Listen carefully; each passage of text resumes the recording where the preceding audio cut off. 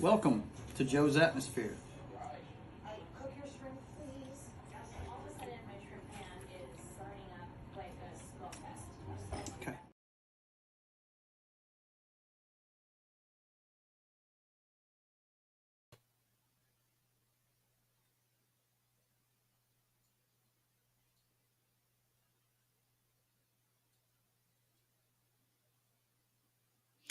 All right, boys and girls, welcome aboard for this edition of State of the Atmosphere.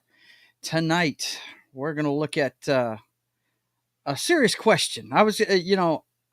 We usually do movie reviews, but I didn't even pay to go see Indiana Jones. We have one panel member that has seen it, and he'll give us a little bit of a review. But I want to ask a bigger question: what is with all the flops coming out in Hollywood right now? We're going to discuss it, figure out the reasons why, and it's the first Wednesday of the month, so we're going to talk about the releases this month. And of course, Tom Cruise, Dead Reckoning Part 1's coming out, Oppenheimer, Barbie. We're going to look at those and discuss who's going to come out on the winning end. Can any of them save the box office? And if we have time, we're going to get to the IGN top 100 game list. We'll see if we can get to that.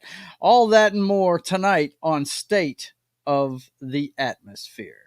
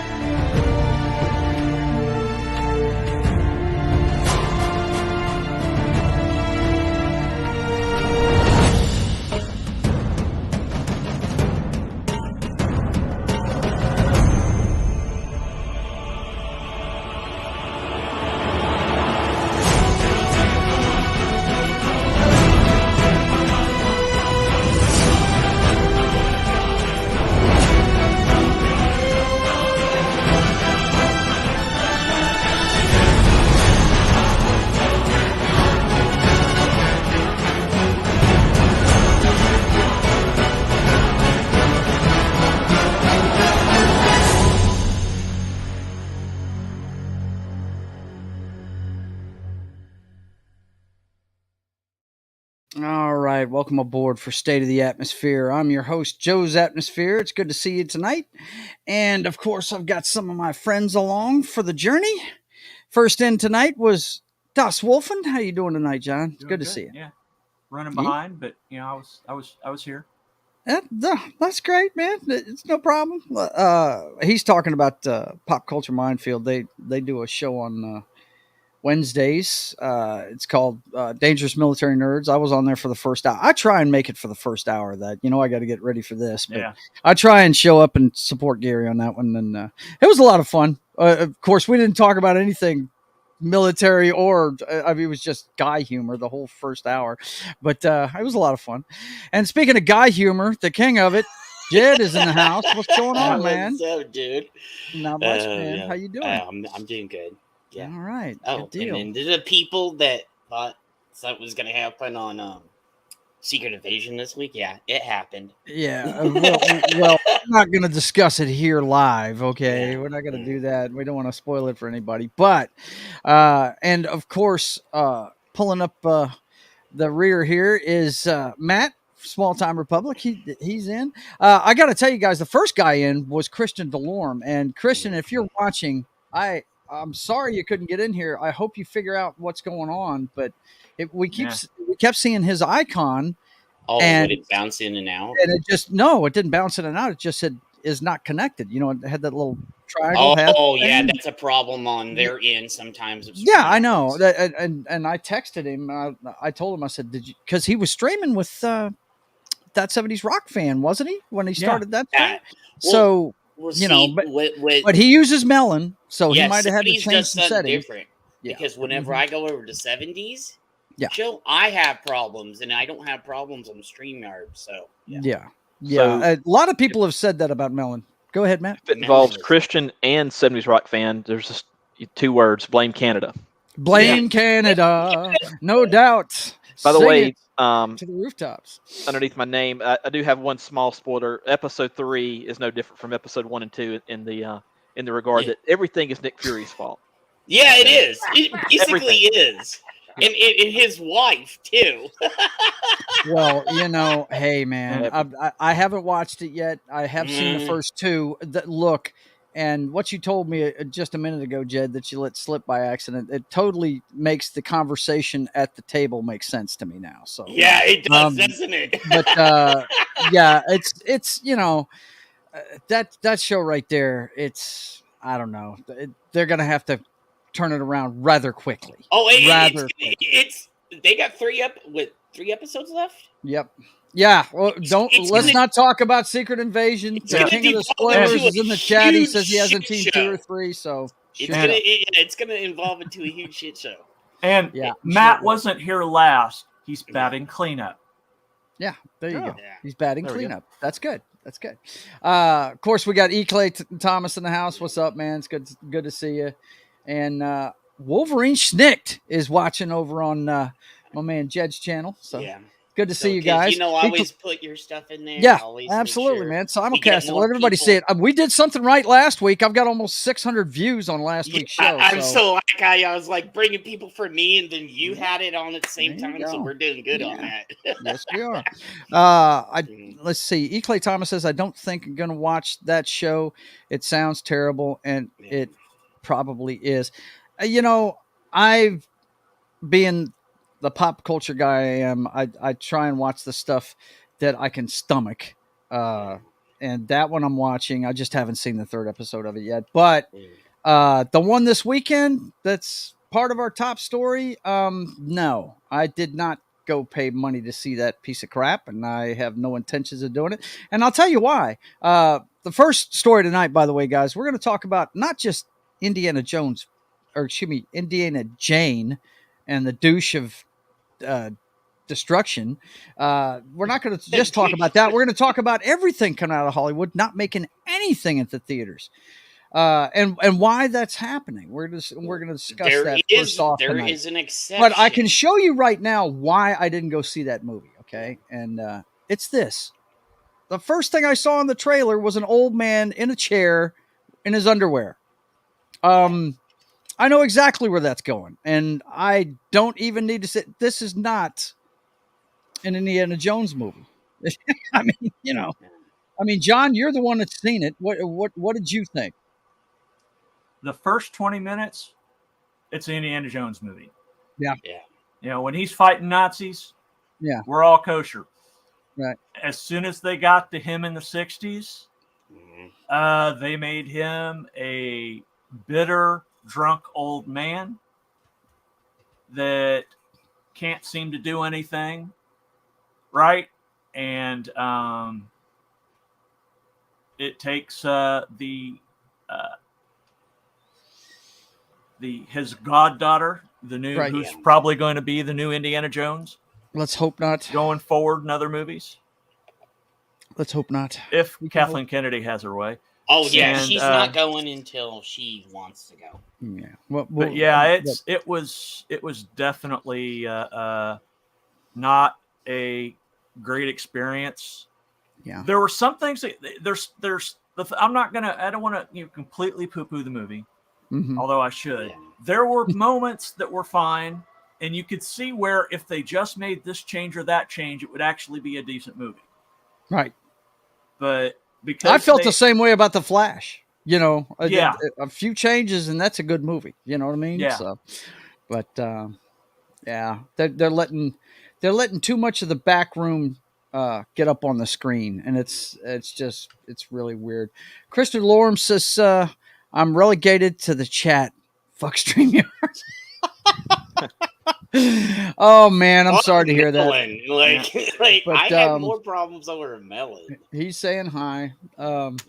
Sorry, Christian. But it's good to see you, brother. I love you to death. You know that. I'll be meeting Christian later on this year. Usually, me and my wife go up to see my mother in Maine in September. I may have to go early this year to take care of some business, but. either way, we have decided that we're going to meet halfway between northern Maine and where he lives in Canada. We're not far from each other, apparently. So we're going to meet up somewhere and have a meal and maybe some drinks, that kind of thing. So Cool. But Maine just keeps going and going and going. You don't really know where Maine ever ends. You really don't know where it ends. That's right. No, you don't. Actually, I know exactly where it ends. I took my wife to Route 1 last time, and if you don't know what Route 1, it's America's First Mile. They have a monument there. It's the bridge crossing over from Canada into the U.S. there in northern Maine, and Route 1 goes all the way from the northern tip of Maine all the way down to the Florida Keys, and so I do know where it ends. So I've actually seen it, Matt. It seems like it goes on forever, but not actually. Let's see. Christian says, "Love you more, Joe." Top that. Oh, stop it, dude. I love you 5,000. Here we go. The love fest. Thank you, E. Clay. We love you too, man. We love you too. No gay stuff, damn it. And I'm going to the FNT meetup in Dallas next year, so I'll see Joe then. So yeah. I wish I. What is it now? The FNT meetup next. Oh yeah, you're going to go to the Dallas one? Yeah, I'm going to go to the Dallas one. Yeah, I'm not going to go to Orlando. It's just that's outside of driving range, but I consider Dallas in driving range. Yeah, absolutely. You're Arkansas away, really. I drive right through Arkansas, and we're there. But look, Orlando. E-Play and Christian, look, you got to take it easy, man, because room's starting to spin real fast because of gayness. I just noticed there's a Budweiser sign there. No, I got a Budweiser sign for you. Hang on a second. Yeah. Never go full Bud Light. No, don't do that. Yeah. By the way, Orlando may not happen this fall. So really? That's the latest I'm hearing. Shit, really? I will never see anybody unless they come to Arizona for a meetup. So, because I can't get out of state right now. I have really. Yeah. So the only way I get to see people Vegas isn't close enough for you. Yep. No, I will probably have to go with Biggles or somebody. Mm-hmm. So yeah, because I don't have a car. So I thought it was the ankle monitor, Jed. No. It's not that. Yeah, that got took off a long time ago. So. Right. We can. There's ways around that. Yeah. But yeah, man, let's get into this. Comics and Indiana Jones showed me how to take that off. So right. Indiana Jones. Look, it was doomed from the start, and I've got this article here. Let me put this up real quick. Hang on. I got to move this over to the other screen real fast and get it set. But I don't think anybody wanted this movie. But to be clear, nobody wanted Top Gun Maverick either. Yeah. Okay. And it blew the doors off of everybody's expectations. Word of mouth launched that movie way to a different level. This one, word of mouth, is killing it. Let me throw this up here. But Top Gun did not have a Fleabag character. No, it did not. It did not. What it had was a smoking hot young lady in it. Yeah. But she's getting a little older, but she's still look. Paul Bettany's one of the luckiest guys alive after seeing that movie. And the female pilot in Top Gun, she's an attractive actress. Yeah, she is. Mm-hmm. She is. Yeah. Okay, let me get rid of this stupid advertisement down here. Joe, her designation is MILF.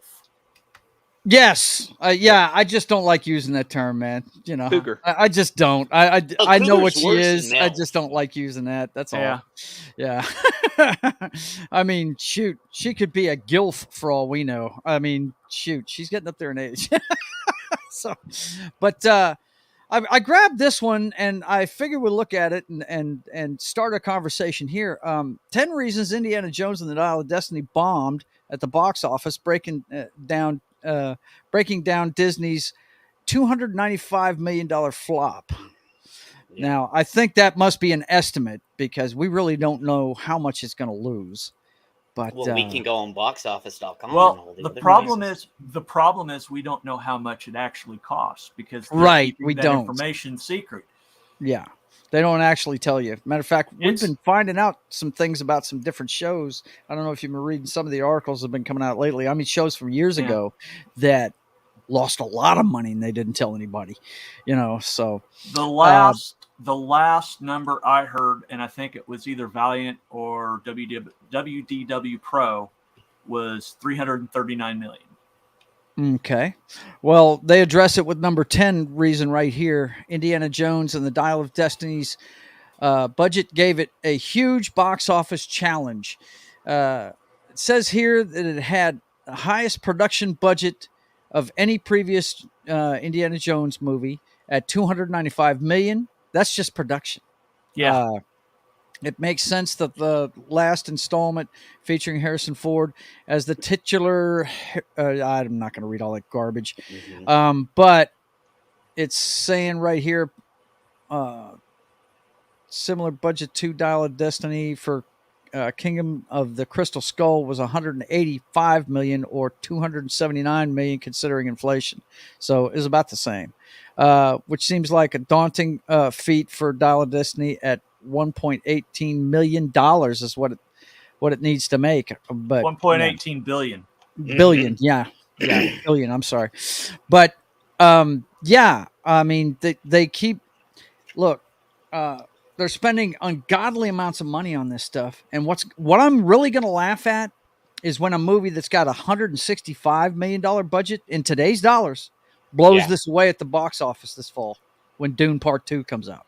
Yeah, and it's I am going to go movie. see that. Yeah, I am going to. It's it's a sci-fi movie, but they use a lot more practical effects in it. I mean, there's CGI in it, but there's a lot more practical. Yeah, but the ships are like practical. They have the ships are real, and then they CGI in the background somewhat. Because I saw what they did with the first one. They're continuing what they did with the first movie, and I kind of praised it a bit because I was like, okay, it's not that bad. There was some bullshit in it, but it wasn't to the amount of brother. Yeah, well, I mean, basically, they're spending like drunken sailors, and they just can't. That's not sustainable. It's just not. Let's see. Joe, just wanted to show off. I know nothing about Dune, but last week I bought the original novel of Frank Herbert. So there you go. I'm about to learn that world.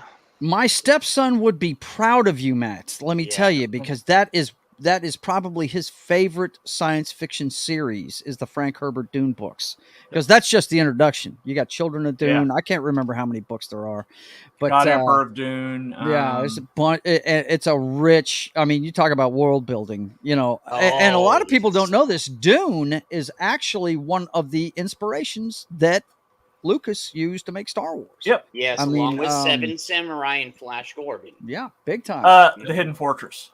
Right. Yeah. Let's see. The only thing I would call with Dune is I think it'll certainly make money, but it's not going to be like a Star Wars or a Top Gun Maverick type success. Just because it is a somewhat niche audience. It is. It is, and it's a big story. I was so happy to see that they were doing it in parts, because the first, if you've ever seen the, is it David Lynch made that first one? And I like the first one. It's just they tried to cram too much into one movie. Or when it came out, it was Alan Smithy. Alan Smithy? Yeah, because David Lynch didn't want his name on it, and that's the official. If a director doesn't want their name on a project, Alan Smithy is the pseudonym they put in there for somebody. Yeah, learn something new every day, man. Learn something new every day. I'm a little surprised that he even did that. That David Lynch even did that movie, because his personality tends to be the type that he wants to do his own thing, like not adapting something. Yeah. I still have Dune on Laserdisc. Yeah. Yeah. I had it on VHS when I first had it.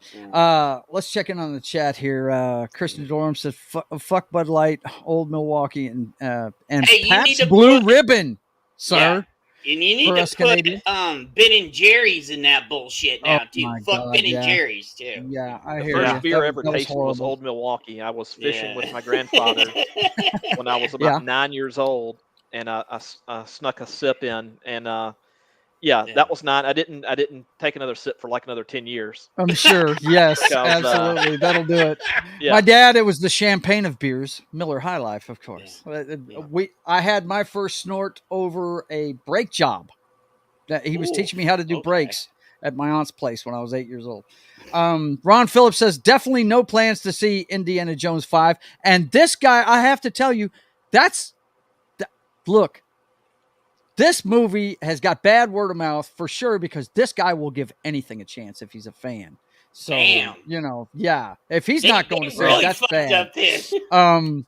I Let's put it in see. both What do the we chat. got put it- here? Ariel is here. She says, no, you guys just don't like women unless they're in the kitchen. Speaking of which, I'll get back in there and make your sandwiches and coffee. I want You some get in there, cream girl. in my coffee, and I want a little tiny bit of sugar, and I like a BLT. You know we're please. not like that, Ariel. And no Yeah. shoes. To, No shoes area. And how much they put into advertisement. Yeah, their advertising push on this was huge. Yeah. So let's see. A Clay says, I understand the movie they were trying to make, but I just don't think it made a good Indiana Jones movie. Yeah, nobody wants to see an old, beat down physically Indiana No. Jones. He's supposed to be, look, they wanted to make an American James Bond. That's what fucking Spielberg and and Lucas were shooting for. That's what they wanted to do. It was very plain what they wanted to do. And these last two movies, man. You know what? All this has done, this flick here, has made people like Crystal Skull. It's weird. It's like Disney keeps making Hell these no. movies.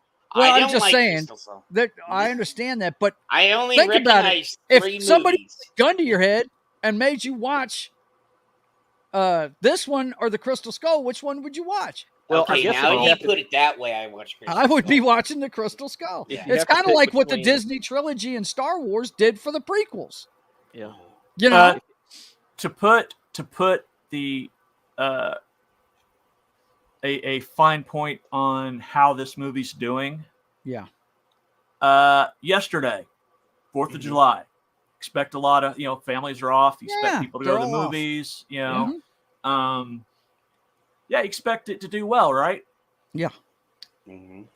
Yeah, there's a little movie called The Sound of Freedom Oh, I was going to bring that I up. keep hearing about that. that kicked the crap out of it. It made 14 millions on its opening day. Yeah. Whoa. I And- did you see me retweet that tweet last night? How much they made? And I was just like, let me see. I have it right here. And Okay. Indiana Bring it Jones Pull it up. made 11 million. Well, 11. Yeah. Wow. Just Outdone a the, second. and Sound of Freedom's an independent movie, isn't it? Yes. Yes, And it's a look at low this right budget. here. It's Jim Caviezel. I think it has a budget in like 25. Mhm. So that right there. That I got that tweet from right there. Yeah. Sound from of last Freedom night. just broke Hollywood's 10 million plus in pre-sales, beating out Indiana Jones 7.2. Wow. Yeah. That's amazing, man. That is amazing. Well, I mean, I just know that Disney's spending like drunken sailors on stuff that nobody wants to see. It's ridiculous. Their number 9 reason, Kingdom of the Crystal Skull, made people skeptical of more Indiana Jones. Now, that one I can buy. When you have a bad experience in the last movie and you go to make another one, it's just going to kind of snowball on you. People were kind of put off by that last one. You know what I mean? Let's see. Ariel says, John, I don't remember if it was yesterday or an earlier show that we talked about how people don't really get theaters too much anymore because they're being expensive. Yeah. We're going to get into all of that. I mean, I personally think, and you guys may think I'm nuts, and we'll continue with this article here in a little bit, but I think one of the major problems they have is, of course, this COVID, they're not really COVID, but their reaction to COVID really changed the marketplace. Yeah. And people, they're more ready to stay home and watch things now. And I think these studios' streaming services are actually That's what's kicking their ass. But Joe, Beca- that was kind of done on purpose too, in a way. If you go and look. Well, okay. Yeah, I understand that. But what I'm telling you is they wonder why they're losing all this money and why people won't go to the theater when all they have to do is pay $10 and wait 2 months and they can watch it. Mm-hmm. Okay. It's like 20, Yeah. 20, 25 bucks, 20 if you're lucky to go in. Then you, Mhm. if you want some shit out of the concession, that's another $25, $25. Yep. I bring shit in. I don't give a fuck. They Yeah. still let people bring backpacks in. They don't check them. I open my Mhm. backpack. If I go to a movie, haven't been. The last movie I went to was like 2-3 years ago, 4 years ago. Oh, wow. Yeah. No, I was going to movies during COVID. I I will just- never I stop going to the theater. Oh, no, I I'm just telling won't, you but- the opposite of what you're Oh you're yeah, I saying. know, but I'm one of it's those guys too that loves that expensive for me. experience. So Yeah, yeah. I love going, but if it wasn't so bloody expensive, so Yeah. I just wait till everything gets to where I can go. Silver, wonderful seas. So- Right. Also, Well, what we certain do is metropolitan areas paying for parking is another factor. Yeah, Paying you for got to pay parking's for another parking. thing. There Yep. are several places Most out definitely. here in Arizona where you have to pay to park your car if you want to go see a movie. Most families nowadays have an excellent TV and surround sound and at home because of tech. And yeah, and the fact that they're putting out, I'll tell you what, when Warner Brothers, that first year after COVID, decided the entire year they were going to have day and date release on both theaters and streaming, they cut their own noses off. Yeah. Yeah. I mean, did. what I went and saw The Matrix Part 4 with my wife on Christmas Day. I'm sorry. Yeah, well, it was horrible, but we love that. If there's any trilogy that both of us get into, it's The Matrix. My wife loves The Matrix, and I'm not going to tell you how much she loves it, but she digs it. Okay, that's just all there is to it. And we decided to support that movie. I mean, we don't go see everything in the theater, but like, I'm not going to see Indiana Jones. I'm just not going to Yeah, do it. Me neither. You know, I don't support that movie. I'm not going to. And what is Christian talking about here, Ariel? If I was trying to get you in bed, you would be there by now. Wonder what happened. She's laughing at him. Yeah. I sure am sweaty all of a sudden. What's this white stuff? Good Lord. Ariel, you are incorrigible, girl. That's crazy. She acts like the biggest nymph that ever walked the earth. But we love you. But I think they're cutting their nose off to spite their face with these streaming companies. Yeah, they are. Yeah. They've either got to make it a longer waiting period to see it on a streaming service, or they've got to just cash in the streaming services and go back to putting their stuff on Netflix, licensing it out to Netflix or something, because they're cutting off their own noses with this stuff. I know a lot of people that are like, for instance, the new, what is it? Way of Water, the Avatar movie. Yeah. I was waiting until it came on streaming. I just had no intention of going to see it. It's not that I hate it. It was so funny when this first started. Knock was accusing me of hating the movie. I don't hate the movie. I just was not a big fan of the first one. I like to call that one Fern Gully on steroids, and it's cowboys and Indians, and the Indians win. It's not a hard story to understand. Yeah. And but I'm looking forward to watching it, but I just wasn't going to spend the money. Now, what I am going to spend the money on, I'm going to spend my money on Mission Impossible here in a couple of weeks. And that's another thing that's going to kill Indiana Jones. Oh, yeah. I mean, they have shot their wad on opening weekend and only got 60 million out of it. Yep. Right. And I'm not watching you people in the chat. I'm just not. I'll throw it up there, but I'm not watching. It's getting steamy. Wait, and I didn't do anything this time. I didn't start. Actually, wasn't Avatar basically Pocahontas? Yeah, pretty much. I was Fern innocent Gully. this time. It was Fern Gully. I say Fern Gully on steroids. That's what I call it. But it's just not sustainable, man. No.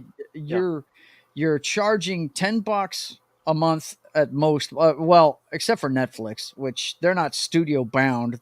They've got their own originals and stuff. But the studio ones like Paramount, Universal, which is Peacock, Warner Brothers, which is Max, Disney's got their own, and all of those. The Apple. most you're going to pay, I don't think any of them are 10. Maybe Max might be $10. It might. I But thought Max was 15. is it 15? I don't know. It's But probably the most expensive and probably should be the most expensive. well, it's got the best stuff on it. Yeah. If you ask me. Yeah, dude. Yeah. They've got HBO's entire library. So, I mean, Yeah. you got Sopranos, True Blood, Game of Thrones, all that stuff in one place. And you know what the biggest selling point of it to me is? Yeah. The fucking old fucking cartoons. Yeah. The Bugs Bunny and Roadrunner Yeah, stuff, dude. They have some of the stuff that you cannot find up there. Does it have Taxi Cab Confessions? Because No, I gotta look and see if that's on. no, it's not up there. That, I oh, looked, you bad I looked, boy! I Oh looked. my God, yes. No, forgot I about that well, show. I would talk about the Bunny Ranch. Max Bunny Ranch show. Max costs. They have a ad supported streaming level. It's only 10, but I'm it's talking about the 16 minimums. Yeah, It's 16 a month for ad-free streaming, and then their ultimate, where you watch in 4K and stuff. You can. That's $20 a month. Okay. Well, I tell you, man, they're cutting off their own noses because, and simply because they're putting on all this stuff on streaming so quickly.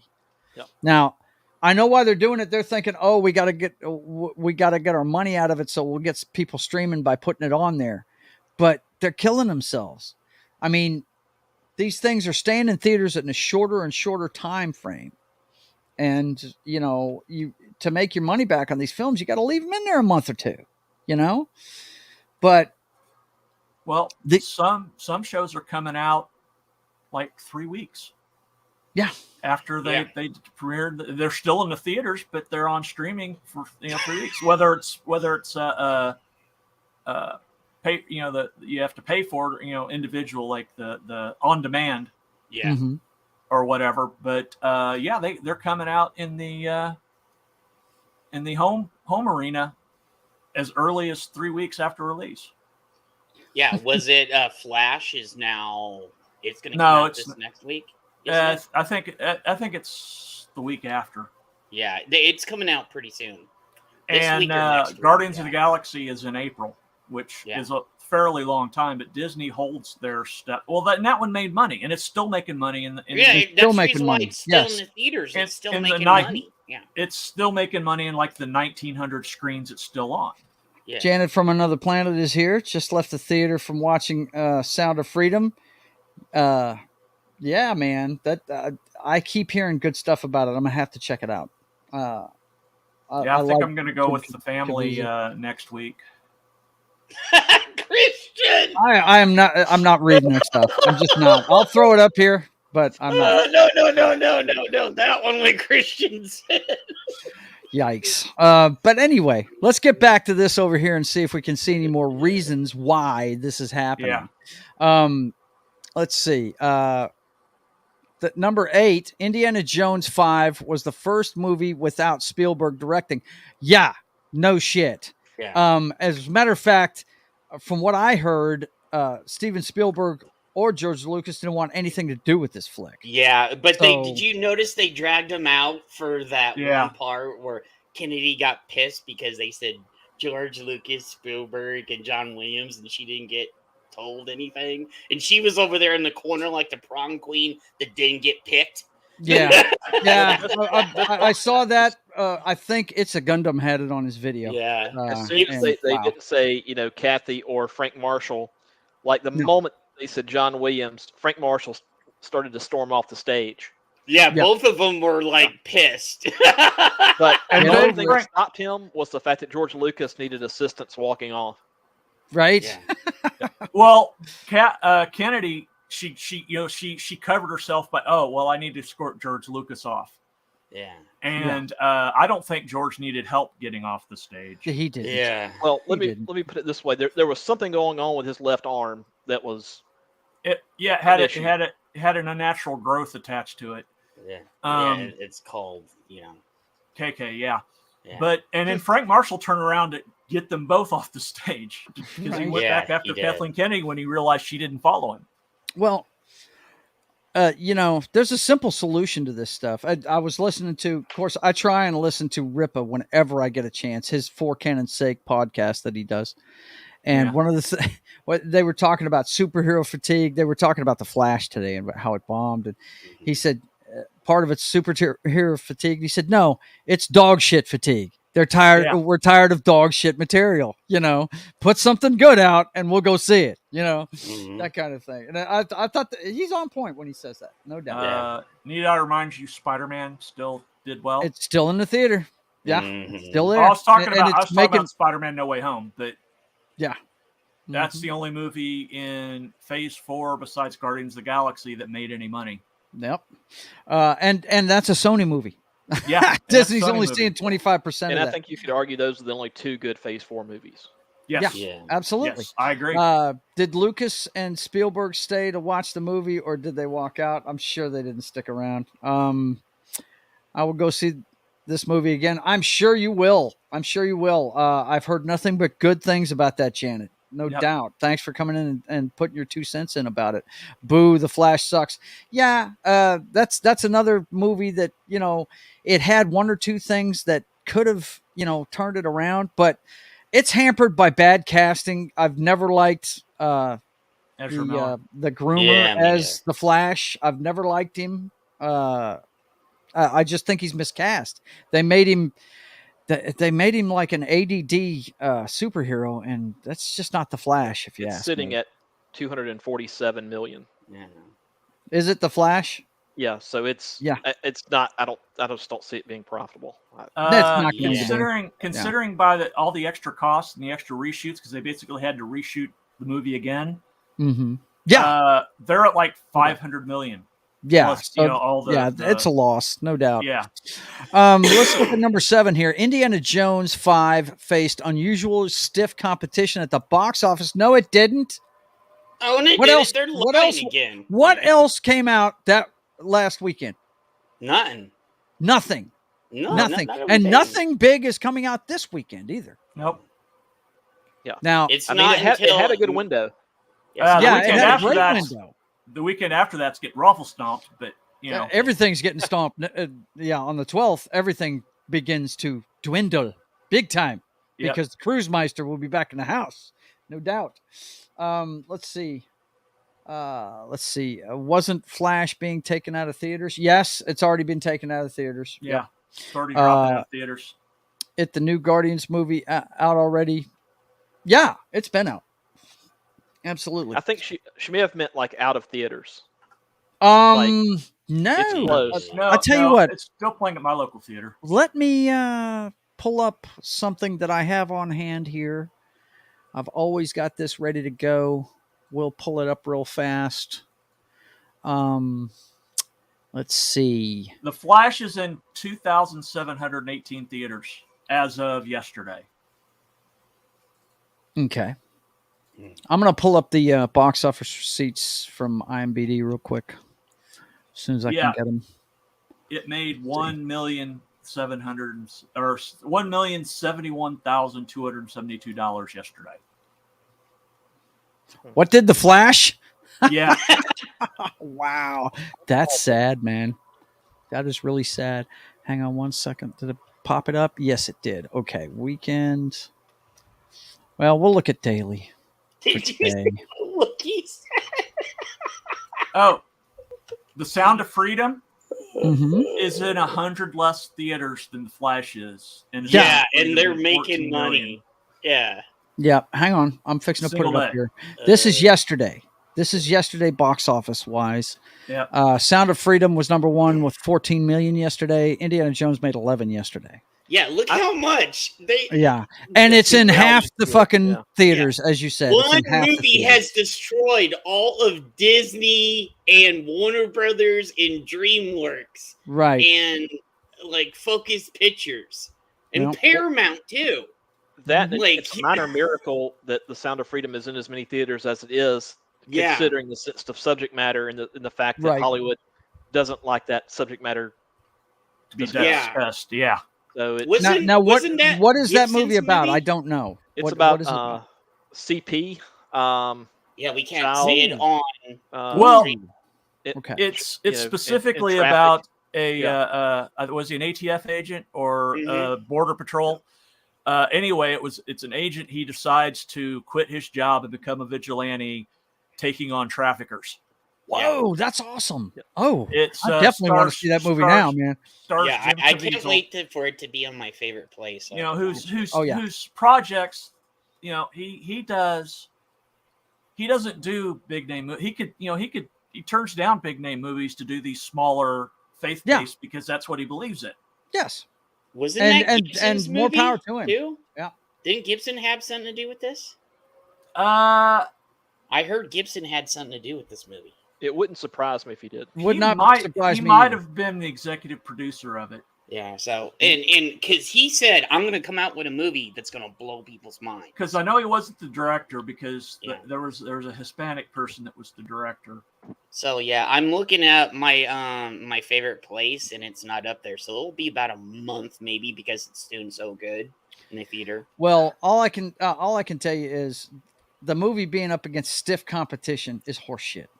Yeah, I That is know. for sure. Everything Yeah. that you on there When an is just indie terrible. movie is beating its ass, I'm sorry. That's in half as many theaters.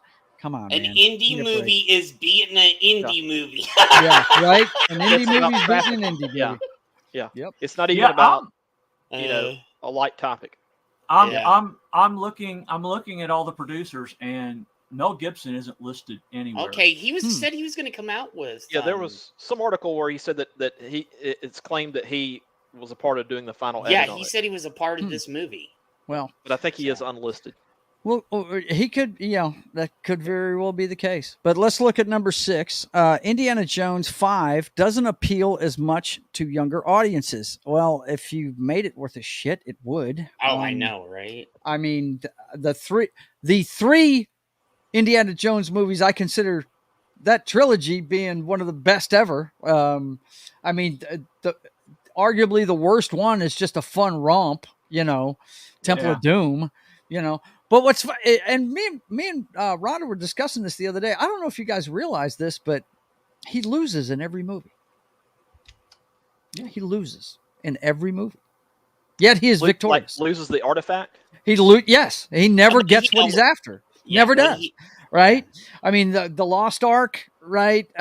They survived it being open, and then it was put in that giant warehouse where it'll never be found again. So right? he did kind of get it. It just got but away.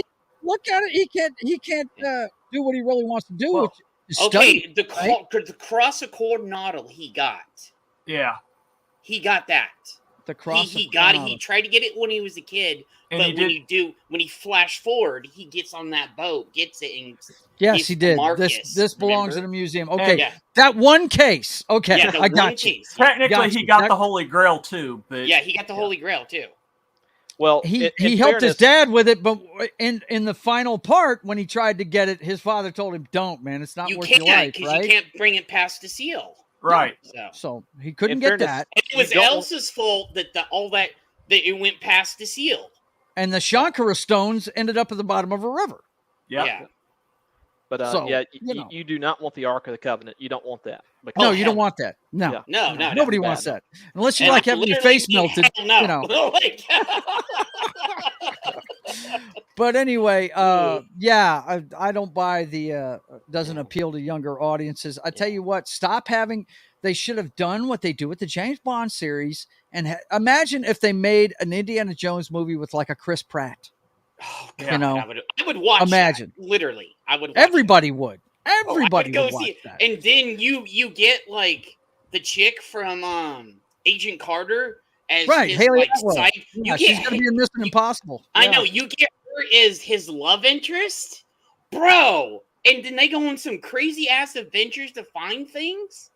Oh my Mhm. God, you gotta like, go, Knock- dude. It Knock, would- you mentioned Tom Holland for every role. He is Yeah, all you about do, some Tom Rod. Holland, baby. E. Clay Thomas says he got the idol at the beginning Yes, of he Raiders. did. Yeah, and it promptly got stolen from him. Yeah. He loses all the time. I'm sorry. You guys cannot make an argument that he doesn't. Times. No. Except for twice, Joe.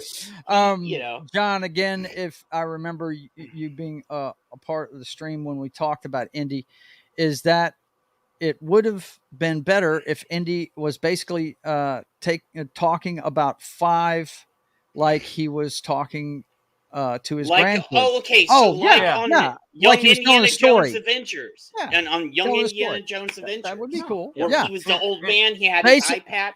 But still, it comes down to the same thing. You Yeah. have to recast the role and make it a younger person in it. And to be clear, it needs to stay in the pre-World War II era. Okay. Or World War II era. Did you see what During the Wookiee war. Or said, in there, Joe? yeah. Right there? Mhm. You see what Wookiee said? No, but I'm working my way down to it, buddy. Let's see. Arrow said, but he did win the Ark. It's just the government took it once again.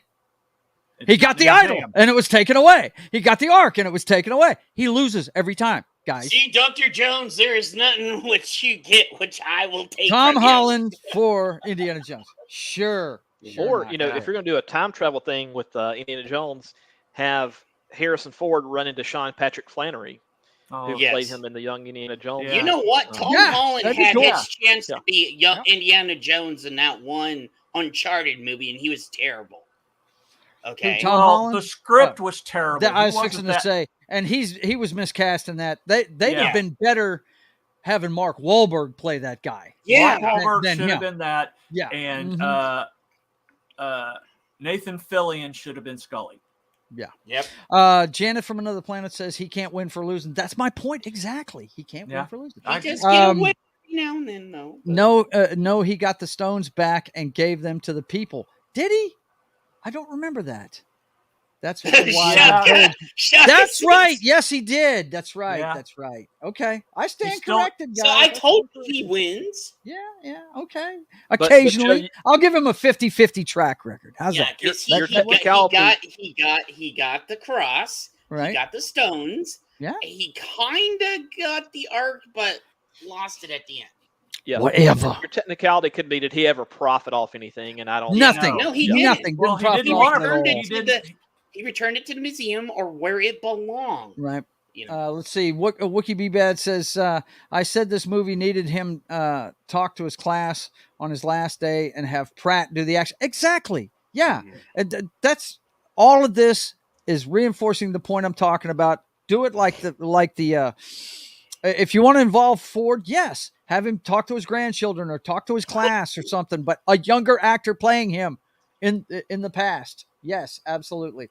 Let's see. Shaka Zulu says, I wouldn't say he loses though. Yeah. Okay. Did you see the one? No more time travel. Yeah, time travel's getting lame. It really is. Multiverses are getting lame too.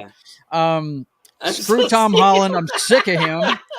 Let's see. Holland should have been young Drake in flashbacks. Yeah, that could have worked. I can agree with that one. I've never gotten into the Uncharted series, so I don't really know that much about it. Indy 5 would have been better if they had Christopher Lloyd and Michael J. Fox help in the time. Dude, that would have been like oh my God. Crossover. Roads, where we're going, we don't need roads. Yes, absolutely. I have a shirt. He only got one stone, but lost it to the villagers. He didn't lose it. He gave it to him. And I stand corrected. We'll give him a 50-50 track record. Okay. Yeah. All right. I still think Tom Holland comes up a little short, but anyway. Right. Yeah, he always comes up a little short, pal. Yeah, he does. With Harrison Ford, I read a lot of the Star Wars Expanded Universe, and Han Solo often loses. Like there's always that in all the stories I read. There's always the bounty from Jabba the Hutt, and in the story, he always finds a way not to be able to repay that that bounty off. Something happens and he doesn't get the loot, right? Yeah. Or he kissed Leia for the first time and then got put in carbonite. There you go. Look out. But let's continue here. Number 5, Indiana Jones 5 story leaks could have further put audiences off. You think? They reshot half the damn movie because of it. And they reshot the ending too, and Wookiee said something just now. Yeah. What is it? Yeah. Wookiee said let's something see. just now. the problem with time jumps and multiverse stuff, it takes on hell of a writer. It takes a hell of a writer, and none of those get these jobs. You know, I think it's just an excuse to have no consequences. I mean, Yep. you can kill every character in a story. I mean, my favorite X-Men movie basically gave the middle finger to X-Men 3. Okay? My favorite X-Men movie is Days of Future Past. I've said this before. It's my favorite X-Men movie ever. It's a 2-book story in the comic books that impacted the rest of the X-Men series from then on.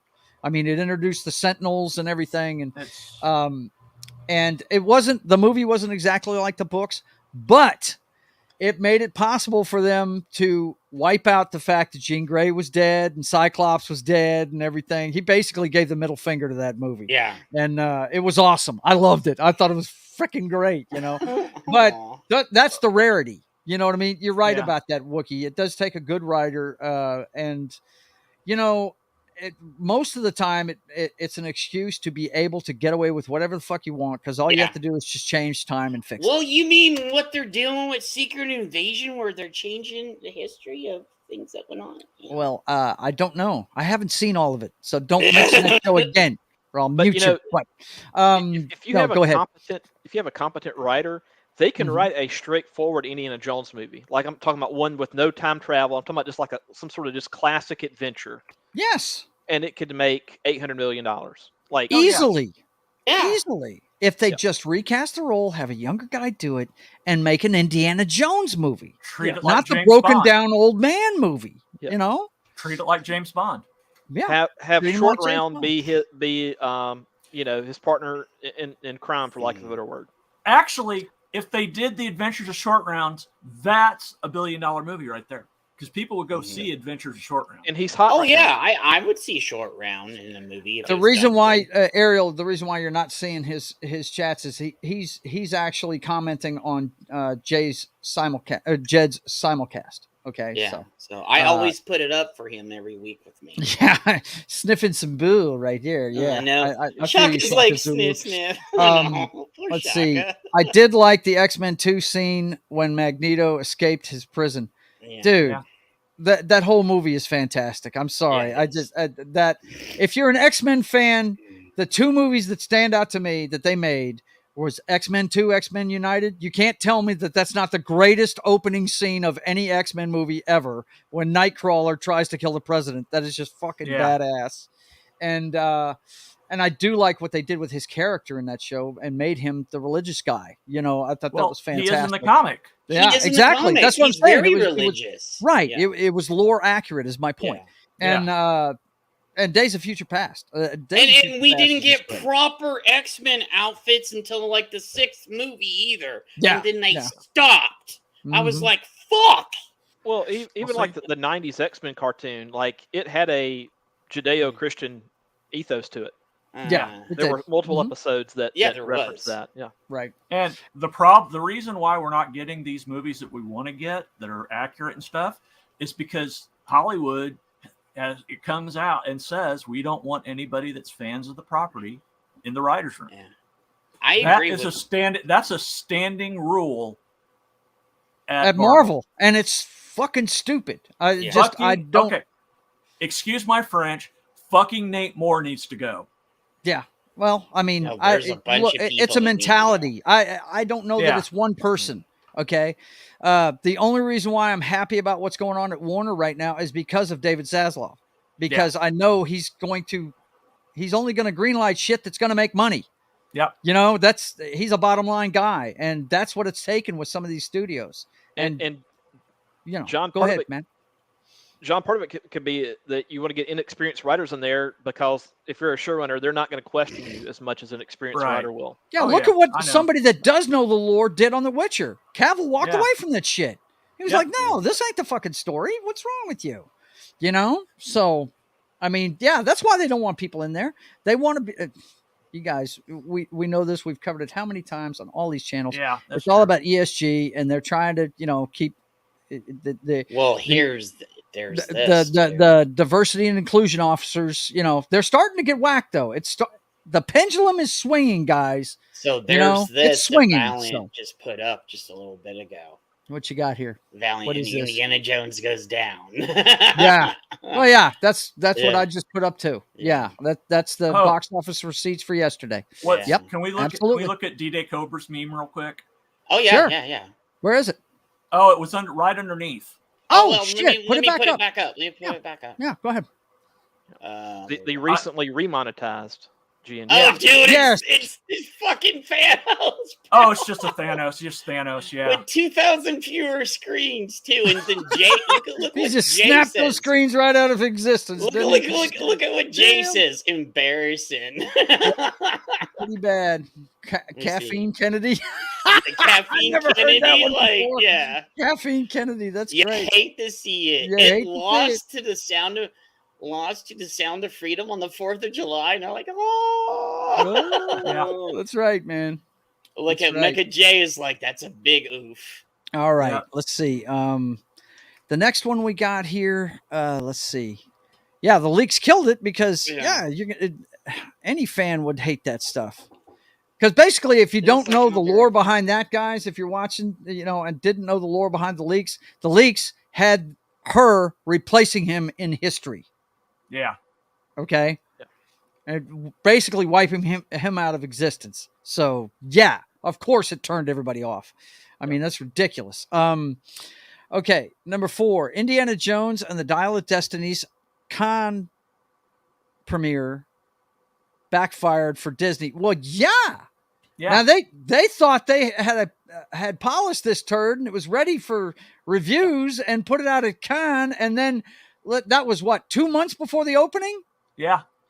And Boy, why did would they- you take that type Did of they marketing roll the behind? dice and screw the pooch or what? Oh my Snake eyes. God.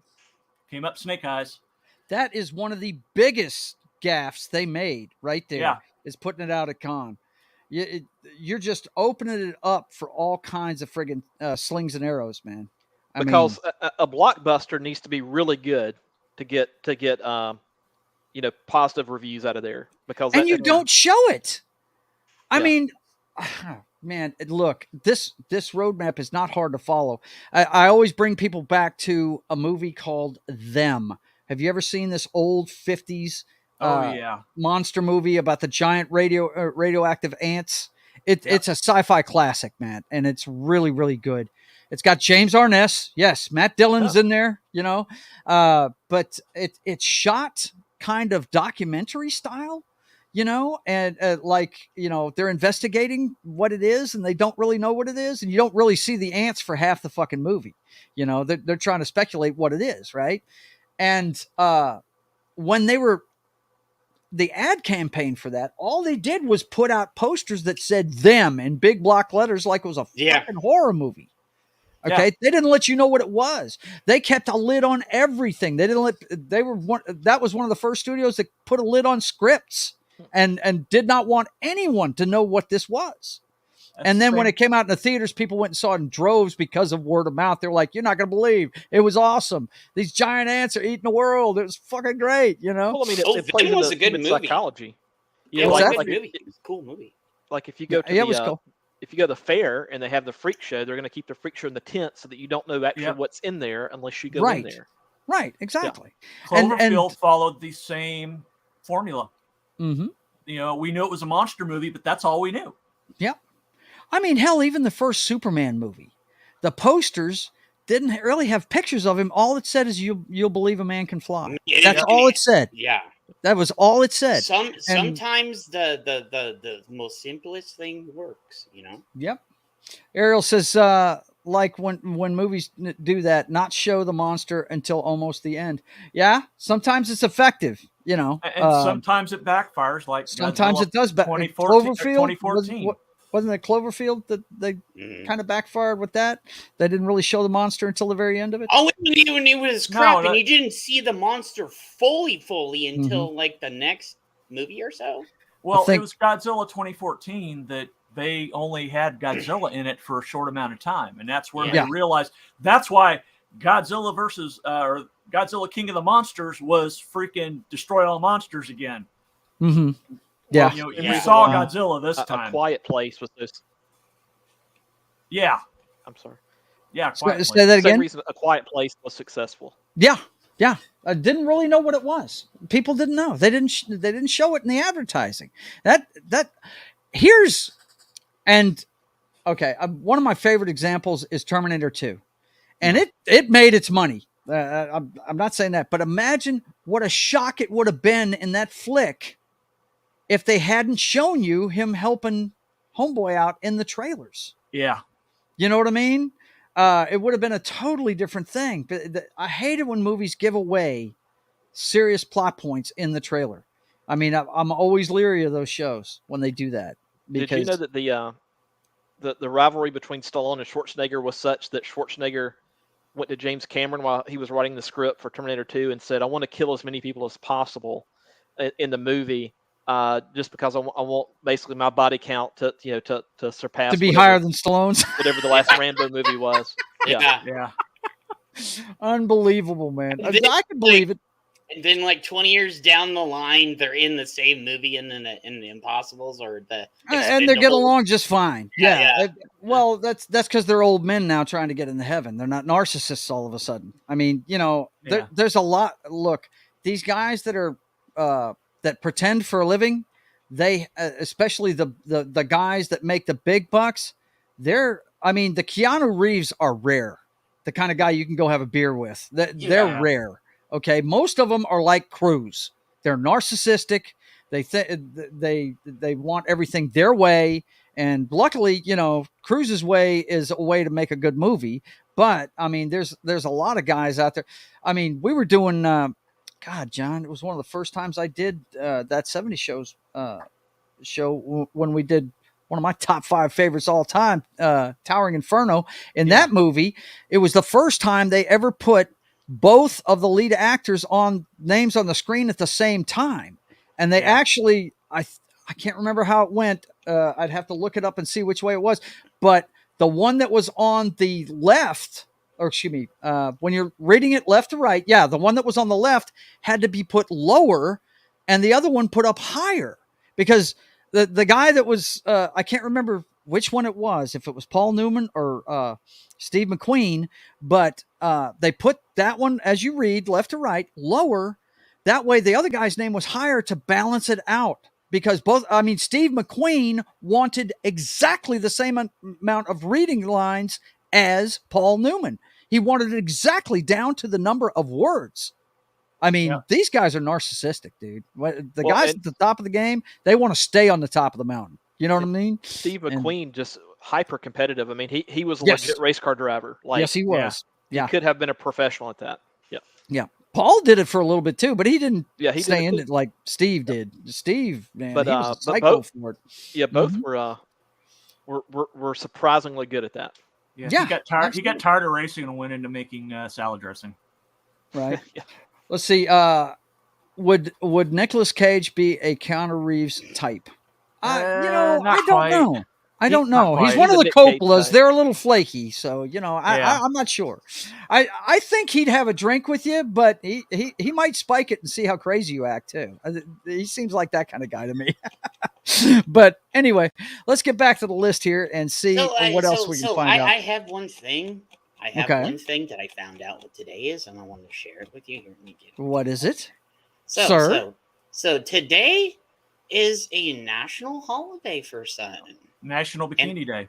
And it's a wonderful day. Yes. Oh my God. So I have this wonderful thing right here that we can just play on the stream for National Bikini Day. Oh my gosh. Look at this. National Bikini Day. Dead or alive. Let's go. Dead or alive.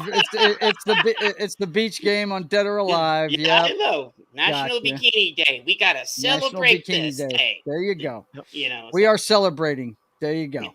Yes. I remember that game. I used to play it a lot. Yeah. I did. The jiggle effect was good in that one. Yeah, absolutely. It was excellent. Yes, it was. You knew the best jiggle effect ever, though. The best jiggle effect ever. Rumble Roses. It's the greatest friggin' jiggle effect game ever. Okay, let's see. Indiana Jones and the Dial of Death. Yeah, the can thing. Yeah, they screwed the pooch on that.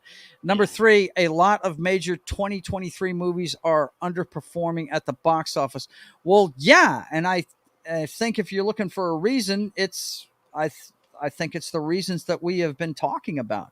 Why pay all that exorbitant amount of money Mhm. when you can stay home and stream it because they're Yep. going to put it out a couple months later. It's also the You know. Bud Light effect. People are Mhm. tired of being lectured to. Yes, Yeah. absolutely. And that's the reason The why. pendulum swinging back, right? Yeah. And, and, that's- and that's yeah. the reason why Ben and Jerry's took it in the ass yesterday.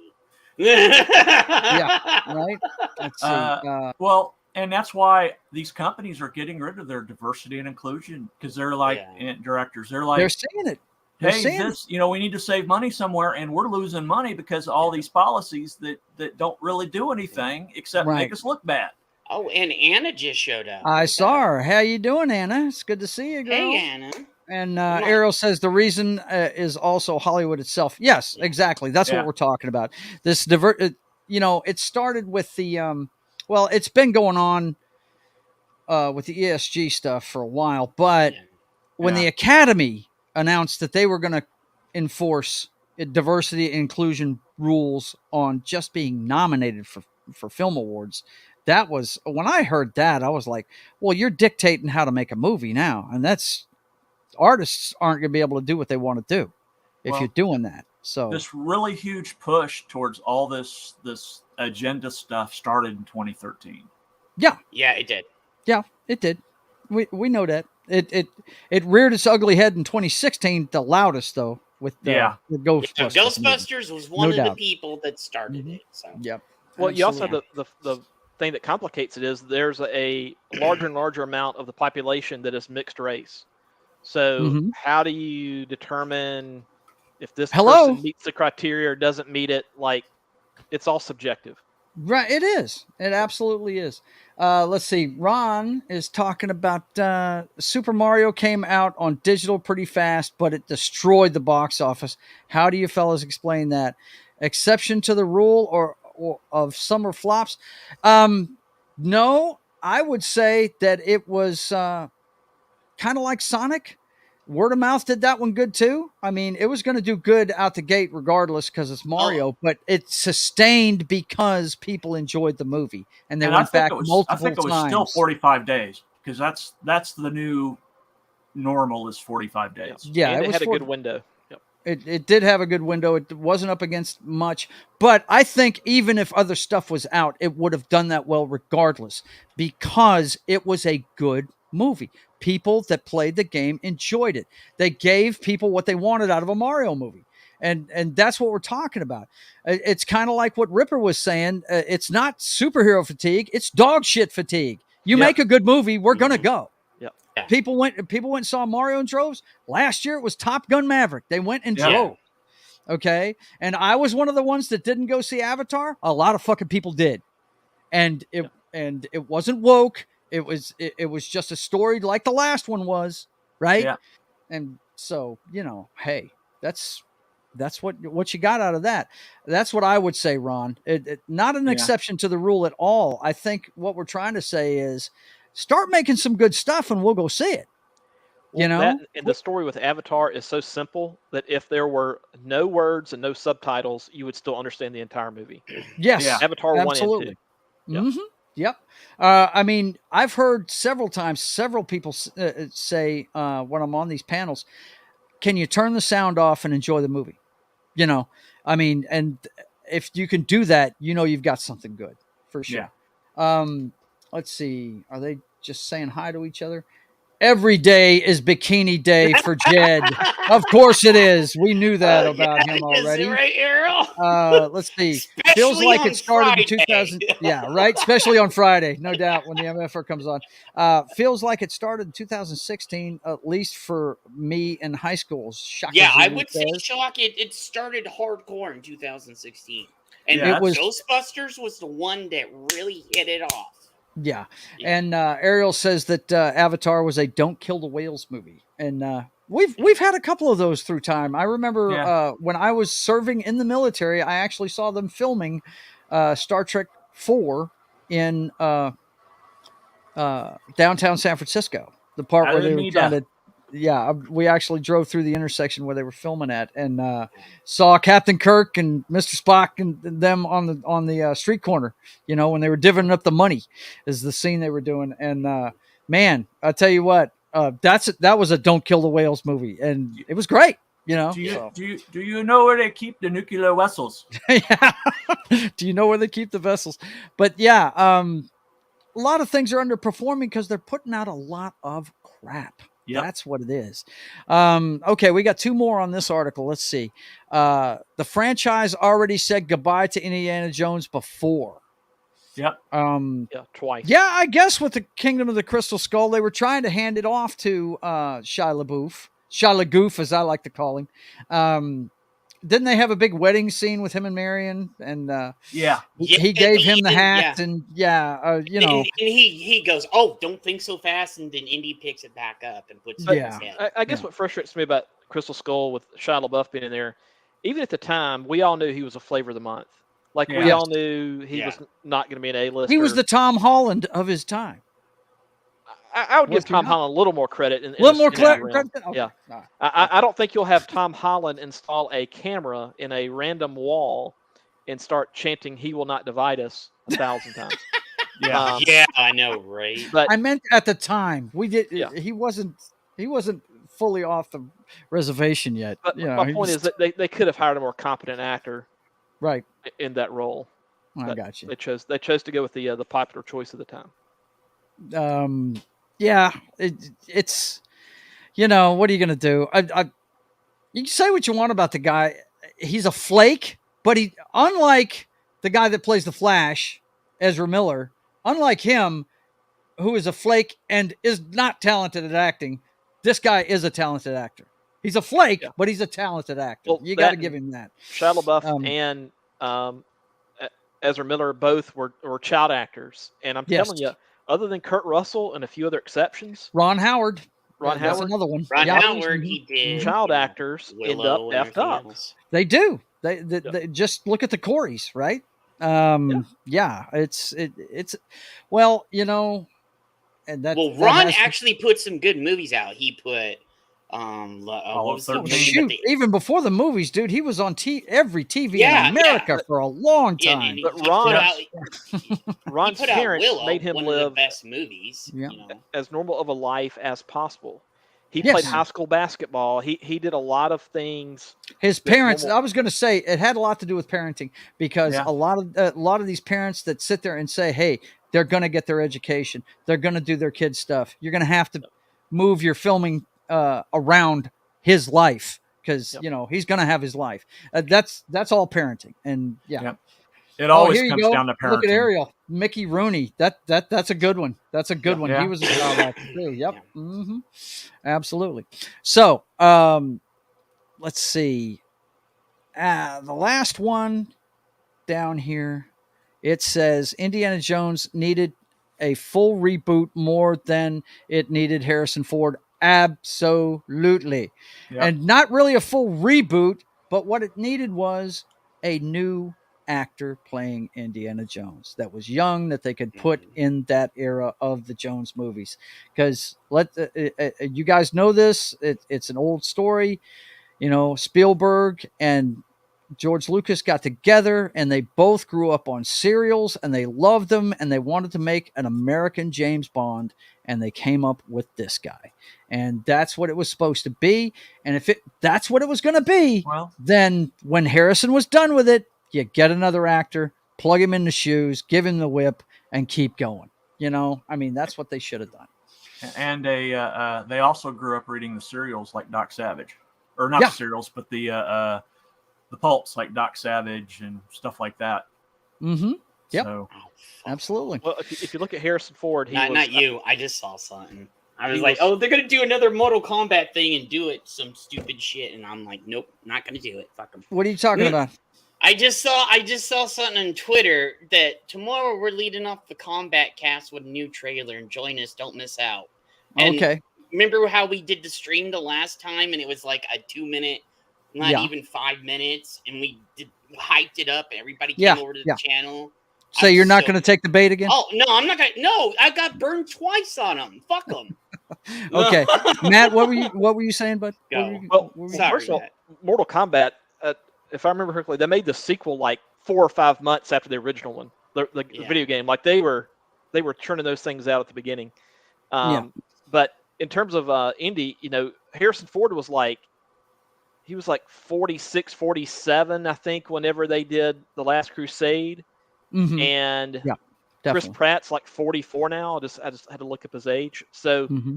they could take an actor about Chris Pratt's age and bring him in immediately after Last Crusade era Yeah, Indy, and like take absolutely. Indiana Jones like into the 1950s or whatever they want to do with that.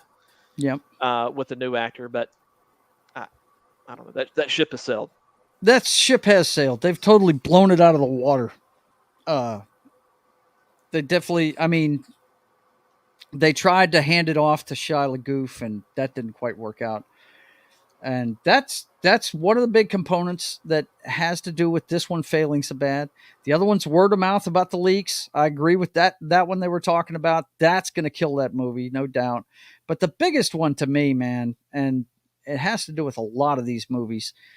Look, you're going to have to put something out good, and you've got to quit putting it on streaming so quick. If you want to make some money at the box office, you got to let people know, hey, you're going to have to go see this at the movie if you want to see it. This 45-day window, and then they put it on streaming. You're going to keep seeing these low box office returns. And basically, I mean, you don't have to be a mathematician. If you go see 3 movies in a month, how much does that cost for one person? Right? About $30 on average to go see 3 movies. When with a streaming 45. service, they lose 20 of those dollars. Right? So, In Yeah. non-areas like me, because I'm in a smaller area, smaller town, where it's under $10 for their normal, like normal everyday price. Yeah. Right. But if you go like up to Kansas City, it's at least 15 or 20, depending on which theater you go to. Right. I like this one here. And Ariel, you are channeling the Foxy one, my wife, right here. Stop having bad writing for female actress because they seem to make them horrible. Yeah. Start, they like to think that strong female characters never existed before all this diversity and inclusion stuff. I got news for you. The Matrix was made at the turn of the century. It was like 1999, wasn't it? And Trinity's one of the toughest chicks you'll ever run into in a friggin' movie. You know what I mean? And there's all kinds of examples. Just that's the first one I think of off the top of my head. That movie was just they screwed Neo over. Yeah, they made him sit in the back seat. I was so pissed about that. Also, writers don't give female characters in most instances don't give female characters a lot of depth. No, it's all very surface level. Either they're inconsequential or they're the most important character in the movie. Like that, they can never make them be somewhere in between. Yeah. See, I like. I would have to say my favorite strong, independent woman character is probably Celine Medea. from the Underworld movies, and she has to deal with adversity all the time. Nobody listens to her. You know what I mean? If you watch the first Underworld movie, nobody listens to her. She's got it figured out halfway through the movie what's going on. And, nobody listens to her, and she fights her way through it and gets the victory in the end, I guess I wrong, love Joe. the Underworld movies. I thought you were going to say Medea. I guessed wrong. No, Yeah. Medea. No, I don't do Medea. I haven't seen any of those. I guess I should. I've heard Medea Christmas is really good. Yeah. Ariel, did you knock him off the stream? What did you do? He's still around somewhere. Don't worry. He'll be back. He's probably got some kind of little goof thing he's got going on there. Yeah. His internet probably blinked out. Who knows? But that's what they need to do. They need to. I hate to tell them, this streaming experiment that they tried, it's starting to blow up in their face. It Yeah. really is. These big Hollywood studios are losing a ton of bread on these streaming services. I Well, mean, you got to think about it. There's just not as many like new fields of customers as there were years ago. Like, mhm, yes, there's always going to be new people that come of age that can afford to get a streaming service, mhm. but whenever they first started, I mean, it was wide open. Everybody was Yeah. going to be a new customer. You had a, Yep. a larger amount of people to filter through to get people to get your service. Mhm. Now Yeah. you've got as many going as you do coming in a lot of cases. Oh, Mhm. did you Um, see what Shaka said, Joe? Hang on. Let's see. Shaka Zulu says, need more Emily Blunts and Jen Ortegas to openly say that too. Yes, Yep. absolutely. Love those two. Love their I love attitudes both of too. them too. Hell yeah. Jenna Ortega, when I heard that stuff about her, not agreeing with lines because her character wouldn't say them, that's great. Why it's supposed to be a collaborative effort. I mean, unless your name is unless your name is Kubrick, you know what I mean, or somebody at that level, or Tarantino. Tarantino, who wants things a certain way, and you're going to do it his way, and no matter what. Most of these films, I would even say that Spielberg is a collaborative movie maker. I doubt he would. I guarantee you, Richard Dreyfuss, and when they made Jaws, when he was making faces at friggin' Quint, and shit, Yep. Yeah. and the crushing of the Dixie Cup and all that stuff, guarantee you half of that was improvised. His Yep. movies are a lot like that. But there's not many of them. Oh my God, yes. Uh, you hit me hard right there, Anna. Yeah, Yeah, because she is. I am a big fan of that chick. Look, I'll tell you how bad it is. Ultraviolet is one of my guilty pleasures. I know it's not that great a movie, but I don't care. Mia's in it, and she's gorgeous, and she's a tough chick, and yeah, she's awesome. Yes, absolutely. I love And Mia as far as Jovovich. Tarantino, my only advice to any actor that wants to work for him, and apparently he's only going to do, I think, one more film, would be you have to read every word. Like, if he says, I went and ate at a roadside diner, don't say I went and ate at a diner. Say, I Yeah, went and ate at a you roadside better diner. read it exactly the way he wrote it. Yeah, And no kidding. two, don't have bunions. Don't have corns. No Don't have shit. Get ingrown a toenails. pedicure because your feet Yep. are going to be featured. No doubt. Yes. Yeah. That guy has got a fetish for feet. No Yep. doubt about it. Oh, man. Fucking and Matt has a fetish for Bree's feet, man. Both are also super hot. Yeah, they are. They are super hot. But they're well written characters too. I mean, I like the Resident Evil movies. They're a guilty pleasure for me too. They're kind of like the James Bond of horror. You know what you're getting into when you go into a Resident Evil movie. You're going to see a lot of bloodletting, and it's not going to be anything like the video game. It's its own entity. You know what I mean? Speaking of movies, should we move into the July movies? Yeah, I knew this one was going to take a while. I knew it was. That's why, I don't know if we're going to get to Knox video games or not, but yeah, Well, we're going to transition. He's not here. It's not fair to do it. when It's he's not here. fair to hit that, is it? Okay. So, what we're talking about next, boys and girls, is we have got to get into it's the first Wednesday of the month, and my love for movies says that on my Pulp Culture show, we let you know what's coming out this month. And we've got some doozies this month. Let me tell you. The ones right here that you see featured in the thumbnail that I have there, I'm paying to go see all three of those in the theater. I'm sorry you're gonna go see Barbie movie. I am so sorry. And you know why I'm going to see it? Yeah, because I know. Foxy wants to see I it. know, like she. Okay, you know why I'm going. Yeah. Yes. I know why you're going, Yeah, but God yeah. bless you, brother, for being good. Oh my God, I've heard about that movie so far. Oh my God. I was kind of optimistic about it when I first saw the trailer for it because, they showed her feet walking, and then when she stepped out of the shoes, she was still on her toes. I was like, oh man, they get the toys. That's awesome. but then the actor and the producers and everybody said it is a feminist woke movie, and they fucked all their hard work with the last 3 months. Well, and we know that the woke terrorist cannot deal with that. No doubt. Yes. I saw the new trailer in front of Indy, And yeah, the whole story is about Barbie losing her Barbie powers and having to come to the real world. Really? And become a woman. Yeah. Yep. Become a strong, independent woman? Yeah. Wow. Become Okay. a woman. Yeah. All right. Well, we'll see how that turns out. It we'll does see. have Will Ferrell as the toy executive, so that gets He upset. will that, fucking get in any movie he can, though, bro. Yeah, Will Ferrell is. Like, I'm not a fan. I never have I been. used to have some respect for him, but bro, he will pop up in any movie he can. The best Will Ferrell movies, boys and girls. I got 3 of them for you. And Elf. outside of these 3, I don't need to see anything Yeah. he does. Talladega Nights is the perfect Will Ferrell movie. Okay, you saw I just played a clip from it because he is so great in that movie. It's tailor made for his stupidness, it really is. Yeah. The next one is Zoolander. He is fantastic as that idiot bad guy in that movie. He's great in that flick. Well, and he's getting small doses like in that role. Exactly. That's what I'm saying. Well, Small you got to doses. bring up Night in the Roxbury and Elf.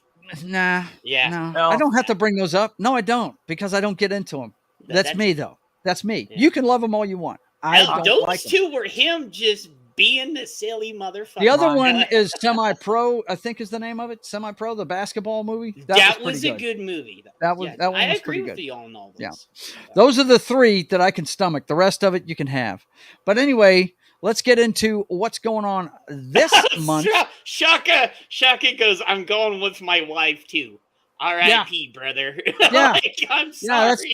Shaka Zulu, we got to do for our ladies, don't we? Yeah. I mean, look, Thank if it was a goodness G.I. Joe movie, she'd go see it with me. Yeah, thank goodness I don't have to put up with that bullshit. Which, Joe, that might happen. Yeah. That might happen. That Dude, might happen. Transformers G.I. Joe movie. That would be pretty damn awesome. Oh. Okay, so what we have on the 7th, if you're into this series now, as I've documented ever since my daughter left the nest over a decade ago, I haven't seen, I think this is the 5th in the Insidious series. I think it's the 5th one. I do like the actor that's in it. God, I don't remember his name. What is his Patrick first name? Something. Yeah, Patrick Wilson. He's in Aquaman as Ocean Master. But the thing I love him in is The Watchmen. I've always loved him in that movie. He's a really good actor. I think he's fantastic. But I've never seen any of the Insidious movies. If you guys are into horror, please chime in. Tell me if you're looking forward to this one. The Insidious movies got boring a while back. It's just like kind of like the Paranormal Activity movies. First one was good. Second one was then it just kept going. That's how the Insidious movies are. It's just you're right. It's 5 with an announced 6th one. Okay, yeah. all right. It's too much now. Yeah. Like it's just too much. I hear you. You guys are kicking a dead horse. Well, Saw had how many? Yeah, Jason had how many? I mean, they were kicking a dead horse too. No, they are milking. They're milking the golden goose. That's what they're doing, man. Yeah. Come on, dude. I mean, they're popular movies. You got to give them credit. I still say they've stuck to the brand. They've stuck to the brand, and it's a cash cow. I still say one of the best Nightmare on Elm Street movies was the New Nightmare, like 20 years. Oh down yeah, the line. Yeah. There was a couple of standouts there. The one. The best one is Dream Warriors, hands down. Dream Warriors. That's what I was going to say. Dream Warriors was a good movie, one. Dream Warriors and the New Nightmare. Those are the best 3. The New Nightmare and Dream Warriors are probably my favorite ones, aside from the first one. Yeah, absolutely. Okay, let's see what else we got on the 7th. Joyride. I don't know anything about that one. Looks like a chick flick. I haven't heard anything about that. But boys and girls, probably the biggest box office of the year comes out on the 12th. And you know what I'm talking about. And it's just part 1 of Dead Reckoning. Now is this, let me ask you this, guys. Do you think he's wrapping it up? Do you think this is it? Yeah, well, he did come out and say he wants to keep making these movies until he's 80. And I'm like, but you said you're wrapping it up after Dead Reckoning. Yeah, because there's the one next summer. Dead Reckoning. Yeah. Right. Reckoning part 2. Yeah. When I saw it was part 1, I was like, yeah, he's got to be winding this down. I think this like is going to them be saying that John Wick 4 is the last movie, but they left it open to do John Wick 5. Because okay. you never saw Wick's dead body at the end. You just saw Well, him. I haven't seen it looking yet, over. so No chill out. spoilers. Anyway, let's see. What's Ron talking about? I actually haven't seen any of the MIs. Yeah, it's a good series, man. It's had its ups and downs. Just to give you my take on it, and I like the Mission Impossible movies. The first one I loved. I just, a lot of people were kind of angry with what they did with Phelps. with Phelps. Yeah. But I enjoyed it. I thought this was going to be the closest thing to a, James Bond American style we were going to get. The John Woo movie, the second one, it was okay. I thought it went a Yeah. little over the top at the end with the fight scenes and everything. Mhm. Number 3, what is it? A colossal fucking blunder. Yeah. They 3 wasted Philip Seymour 3 Hoffman's was terrible. villain But wait a in minute. it, and It had the greatest director ever, JJ.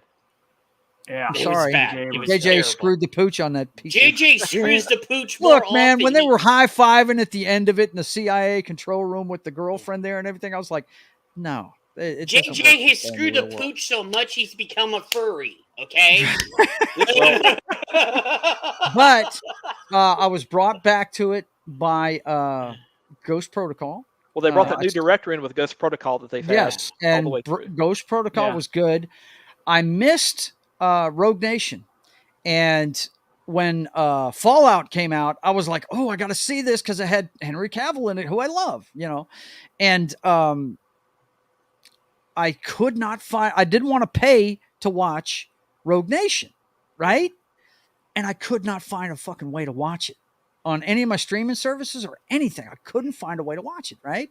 And finally, I think it was when Paramount Plus came out. I think is when I actually finally watched it. It dropped on there, and I said, "Okay, now I can catch up." And wow, pleasantly surprised by all of it. I mean, ever since Ghost Protocol, it has gotten its legs again, and it's really, really good. Yeah, what's up, John? Yeah, the director that is doing all these Mission Impossible movies Mhm. is Christopher McQuarrie, Okay. and in fact, he wrote Top Gun Maverick too. Wow. Yeah. We got another one like that guy at Paramount. What's the guy's name at Paramount? Oh, Taylor Sheridan. Yeah, Taylor All right, Sheridan. no, We got another one of those. don't get too in that vein, because Okay. while he may have wrote Edge of Tomorrow, he also wrote The Mummy and Jack Reacher. The Well, original Jack Reacher Mummy? I liked. The original Jack- Mummy? The no, not the No, original Mummy. no, the one the- with Tom Cruise in it. Cruise. This Oh, guy that one was obviously is working with terrible. Cruise. Oh, Yeah. The Mummy movie where they were trying to start the Dark Universe or whatever the fuck they were going to call it. it's The monsters, old movie the monsters they were going to the have. Universal monster, and I wish they would have done better because I wanted to see that. Yeah. actually, look I've good. never seen that Mummy movie, but it just It didn't was look it was like it, a it wasn't correct great. Mummy movie to me, so I Yeah, didn't watch it it. I mean, wasn't I remember good. the Super Bowl trailer and just being like, no. What? Yeah, Yeah. The Mummy movie was horrible. It made no sense to me. Oh God. Let's see. Both. The Mummy being- was hot though. Yeah, Yeah, she. she Oh was- my yeah, God, she I love that was, girl. yeah. Speaking Love of her. hot, I think Jed can probably agree with me. Haley Atwell's character, if she's going to have like a one-letter agent name or something, I think it should be H, and it could either be for Agent Hot or Agent Hell Yeah. Yes. Yeah, exactly. Yes. whatever. I Yeah, agree with Haley Matt is on something else. this. I can't believe he's going to have Haley Atwell and Rebecca Ferguson in the same damn movie. I'm Yeah. like, wow, you were just raking in the chicks. What is He's going Tom on? Cruise, So they'd you expect. don't think Melissa McCarthy and Leslie Jones should have been in those two roles? Oh fuck that bullshit, bro. Oof. But anyway, Tom Cruise starts raking in the cash again on July 12th, and I, for one, I used to be the kind of guy that went opening day, but opening day is a work day for me now. So I go on Sundays. That's when I go now. So I'll be going that Sunday for sure. This is Yeah. this is an opening day for me. Is it? Okay. Yeah. Well, it would be for me too. And well, it's on a Wednesday, isn't it? I might just go see that on a Wednesday by myself. might have to do that, man. See, I'm going to try and go that Wednesday Mhm. during the day so I can come in and talk about it. Come in and Wednesday talk night. about it that night. Yeah, it's going to be rough for guys that work. We may have to Yeah. let that sit a week. We really might have to let that sit a week. Let's see. Now here's one. The next. Mhm. Actually, it's the same weekend. That's a Wednesday opening. But on the 14th, there's one here called The Flood that I thought John might be Yep. into. Oh, yeah. Because he Mhm. likes his monsters, and this looks like it's some kind of alligator movie or something. It's a disaster movie. It's a flood where an alligator goes crazy killing people. Right. Let's see. It's During during jailbreak. Yeah. During Louisiana hurricane is interrupted by a horde of hungry alligators. Look out. A Louisiana Whatever- hurricane. Only Louisiana, baby. What's Whatever up? its budget is, it will make at least twice that budget. Yeah, And I that's would say it will. that's yeah. why these movies will always be made. Yep. Yes, because they are cheap to make and they're a lot of fun, and people love roller coaster rides with these kind of movies. So yeah, that I can see that one making its money back and then some. And they know I'm always going to spring for it. Yeah, you're always going to go. Yeah, There's certain you guys will. that love the kaijus. They're going to go see the monsters, man. For Oh, sure. Iron will do that too, and everything Yep. else. So yeah, Right. I like Very the cool. kaiju monster movies too. Well, so. like Yeah. you won't see any of the main character unless it's tongue in cheek talk about how the flood is because of the patriarchy or something like that. I mean, it's No, there's no woke agenda in these movies. No, It's there to entertain nothing you. like that. Yep. It is. It goes by the rules of Scream, right? Yeah. Yeah, you can't have sex in that movie. You're gonna die, right? You Yeah. know, don't say I'll be right back. Don't do any of that. Nope, Your history if you you'll do die. that. Yep. Let's see. what Don't else do we leave the have party. here? Is there anything? Now, this one looks interesting to me, and I really want to see what this is about. This is a documentary. I may have to see if it's playing at my local indie house. It's called The YouTube Effect, and I simply want to watch it just to see what it's talking about. If it's an agenda-driven movie or what. It says in this eye-opening documentary, Alex Winter presents a thoughtful and troubling look at YouTube, a site with humble origins that has gone on to change how we experience the world. It's gonna be interesting to see what this is all about right here. Is that Mama Susan they just showed? That was I think that was Mama Susan. Yeah. Was that someone trying to do something to Peppa Pig that they shouldn't be doing to Peppa Pig? I hope Probably. not. Yeah. I hope not. Yeah. Well, they're probably Peppa, talking you're about. so sexy. Right? Yeah. But I don't know. They got a lot of January 6th stuff going on with this stuff, so I'm do a they? little leery of this. Yeah. Yeah, I'm hilarious. It's going to be on Apple TV, so I'll watch it because I have Apple TV. But because I'm sorry, Apple TV has the best sci-fi currently on. Oh, they do. in production.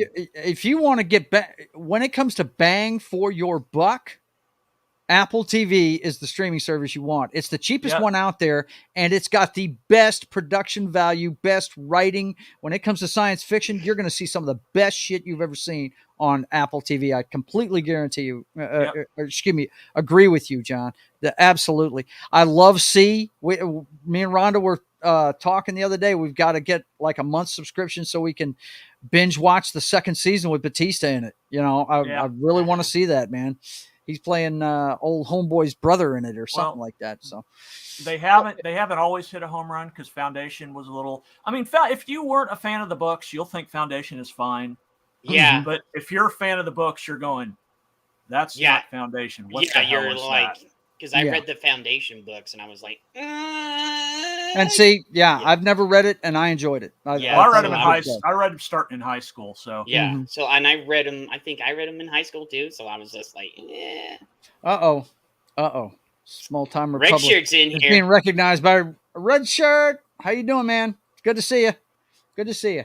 My Yeah. OG MF brother right there. You know what's funny? I love his avatar Yeah. because that actor right there, Patrick McGowan.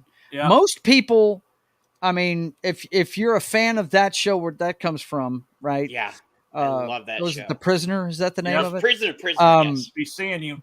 But my comic book that I'm working on, The Privateer, Yeah. it is so heavily influenced by a movie he did for Disney Yeah. about a real life guy called the Scarecrow of Romney Marsh. Mhm. If you've never seen that, go watch that with him in it. He's like Batman in that show. He's a Catholic priest who has his ear to everything that's going on in this little shore town, and they're smuggling rum to pay their taxes. It takes place around the time of the American Revolution, and what a lot of people forget is he wasn't just taxing the colonies, just taxing the shit out of his own people to raise a war chest to go up against France. Yeah. And Yeah. go ahead, And man. when he plays Longshanks, in Braveheart, you absolutely hate him. Yes. With a passion. He's fantastic in that movie. And he hadn't made anything in so goddamn long before he made that. I don't think anybody recognized him. I did right away. I was like, wow, Patrick McGowan's in a movie again? Shit. I think he sort of had an eclectic career of TV, stage, film. Like, I think he was kind of... Yeah, he did all over the everything, board. man. Yeah. He was fantastic. I love He him. was doing what he wanted, not Yep. what Not was going to pay the bills. right. Yep. In Exactly. terms of that YouTube, that documentary that's about YouTube, I would be willing to watch it if it talks about how the algorithm influences behavior and that kind of thing. But if it's 100% about right-wing extremism, then I'm going to check out. Exactly. Mm. That's what I want. That's what I want to see. I want to Yeah. see if what the agenda is. If it's an agenda-driven film. Then you got, if you're into horror, on the 15th, you've got one called Crypt of Evil. I'm not sure what this is That about. looks interesting. Really? Okay. Yeah. Let's see what the synopsis is. If of it. I'm like, put up in if Hang on, I'm let's see. like saying it, it looks Crypt kind of of Evil. interesting. There isn't a Doesn't synopsis. have a synopsis. Yeah, I That's- actually got told by somebody about this, and I can trust them on their horror. That's Yeah, a red it flag looks right there. interesting. Yeah.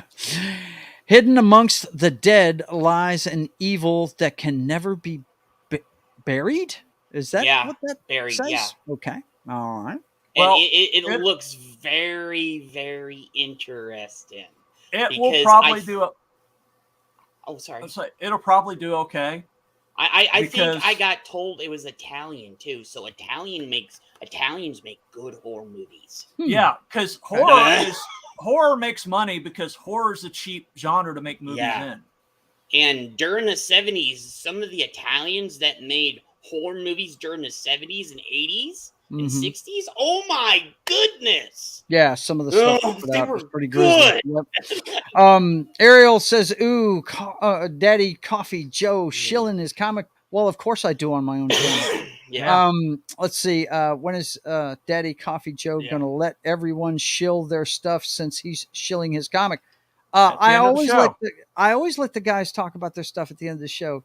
You've watched this before. Quit acting like I don't. Yeah, you're here. Just another Richard says he walked away from Danger Man, Secret Agent Man at its height and made The Prisoner instead. Yeah, very cool. A very cool guy. I've always loved McGowan, man. Yeah. He's awesome.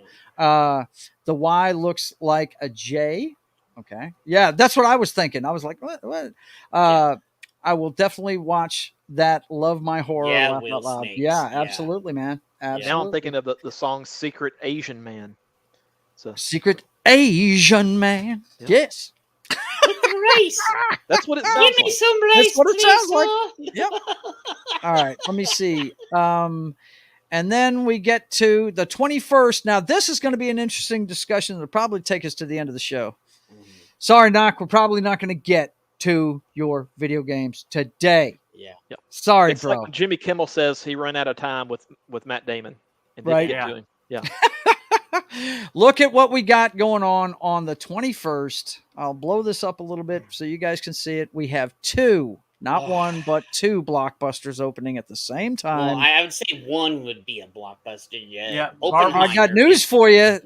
The one you don't want to see is probably going to make more money than the one you do want to see. because all the normies are gonna go see Yes, it. they are. Yeah. Yes, they are. Whether you like it or not, Jed, The it's going to normies happen. Believe it. Will be the normies will be dragged by their significant other. Yeah. Right. And the other thing up against Oppenheimer is runtime. You're going to have an extra showing a day for Barbie. Dude, Maybe I two wanna showings a see day. Oppenheimer Because Oppenheimer's so 3 hours damn long. bad. So Yeah, the runtime's I wanna 3 hours see it, long. and I probably won't get to see it for about a month. Yeah, or but two. But nerds like us want to see Oppenheimer. Yeah. Oh, They wanna absolutely. see Oh, I Barbie, want to see so- it so damn bad. Hey, Nolan's got a following. I'm not saying it's Yeah. not going to make money. I'm not saying that. I'm just saying I would have picked a different weekend. You know Yeah. what I'm saying? Yeah. Oppenheimer's going to destroy Barbie. I would have pushed it a week because the only thing next week that has any chance is the remake of Haunted Mansion. Right. And I was going to get to that here in a minute. Wait, but is that coming out next week too? It comes out the 28th, Yep. the weekend after this. I haven't heard anything about it. That's weird. Haunted Mansion? Yeah. The trailer's been out. And really, guys, I think that may be Disney's biggest movie of the year. Because Yeah, and it has Eddie if in you it. And I remember, haven't seen it. the last time they made a movie about a ride, well, let me take that back. The last time they did it was Chris Rock, or not Chris Rock, but The Rock, and he's Jungle Cruise. Jungle Cruise, and And I like we all Jungle know Cruise, he's a though. I did understand watch that, but you was know kind of a decent that movie. The Rock, Dwayne Johnson, is a box office killer. I mean, he's just got that rep. You know what I mean? But the time before that, I'm thinking of is Johnny Depp in their best franchise ever, based on a ride, right? Curse of the Black Pearl, that kind of thing. So, well, I think The Rock and Jungle Cruise, that casting is about as good as Tom Holland in Uncharted. Like, right, yeah, I just don't like it. Don't like the decisions. Yeah, you need somebody that's a little bit less like a superhero, more an every guy, right? Yeah, like a younger Kurt Russell type.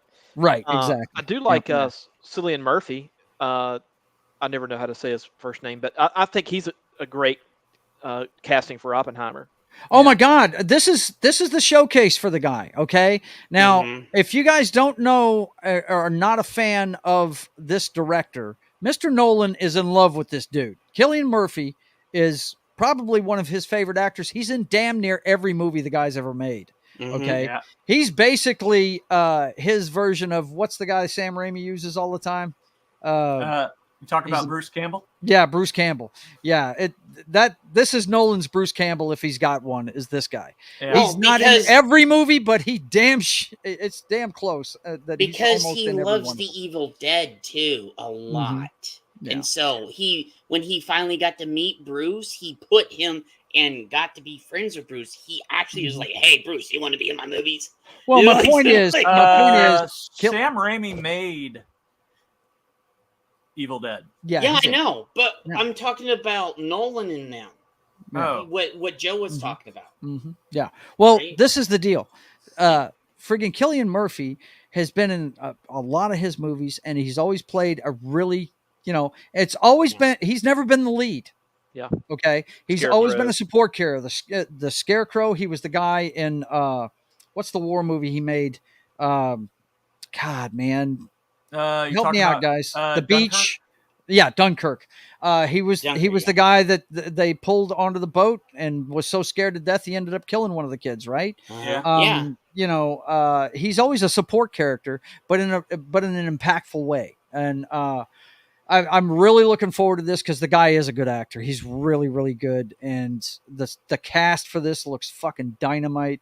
It's going to be a good flick. And we know that this guy likes to use practical effects. I'm surprised he didn't ask him to set off a nuke for this movie, knowing him. But it's going to be a lot of fun to see. But up against the movie it's up against, I just feel like it's going to have a hard time.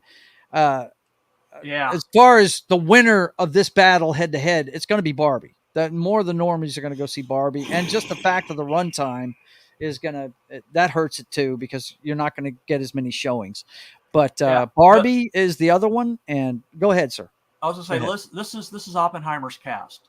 Besides Cillian Murphy, you've got Emily Blunt, Matt Damon, Robert Downey Jr., Josh Hartnett, Florence Pugh, Jack Quaid, who's Dennis Quaid's son, Gary Oldman, Kenneth Branagh, Rami Malek. David Kermsholtz, who was on the Numbers, the guy from Numbers. Casey Affleck. Okay, well, that one's not very good. It's just like loaded. Loaded. Dane DeHaan, who was I haven't seen him in a minute because he was last seen as from Andrew Garfield's Spider as Osborn is from. Actually, no. The last time you saw him was Valerian. I will say Okay. He was I in will Valerian. say Yep. Mission Impossible and this movie are going to be the two big winners. Well, Mission Impossible is probably going to be the biggest moneymaker of the year. Yeah. But this cast is Yeah, look at the cast. the only cast alone. for a movie this year that is close to this is Dune. Because Yeah. Dune's just as loaded as this one is.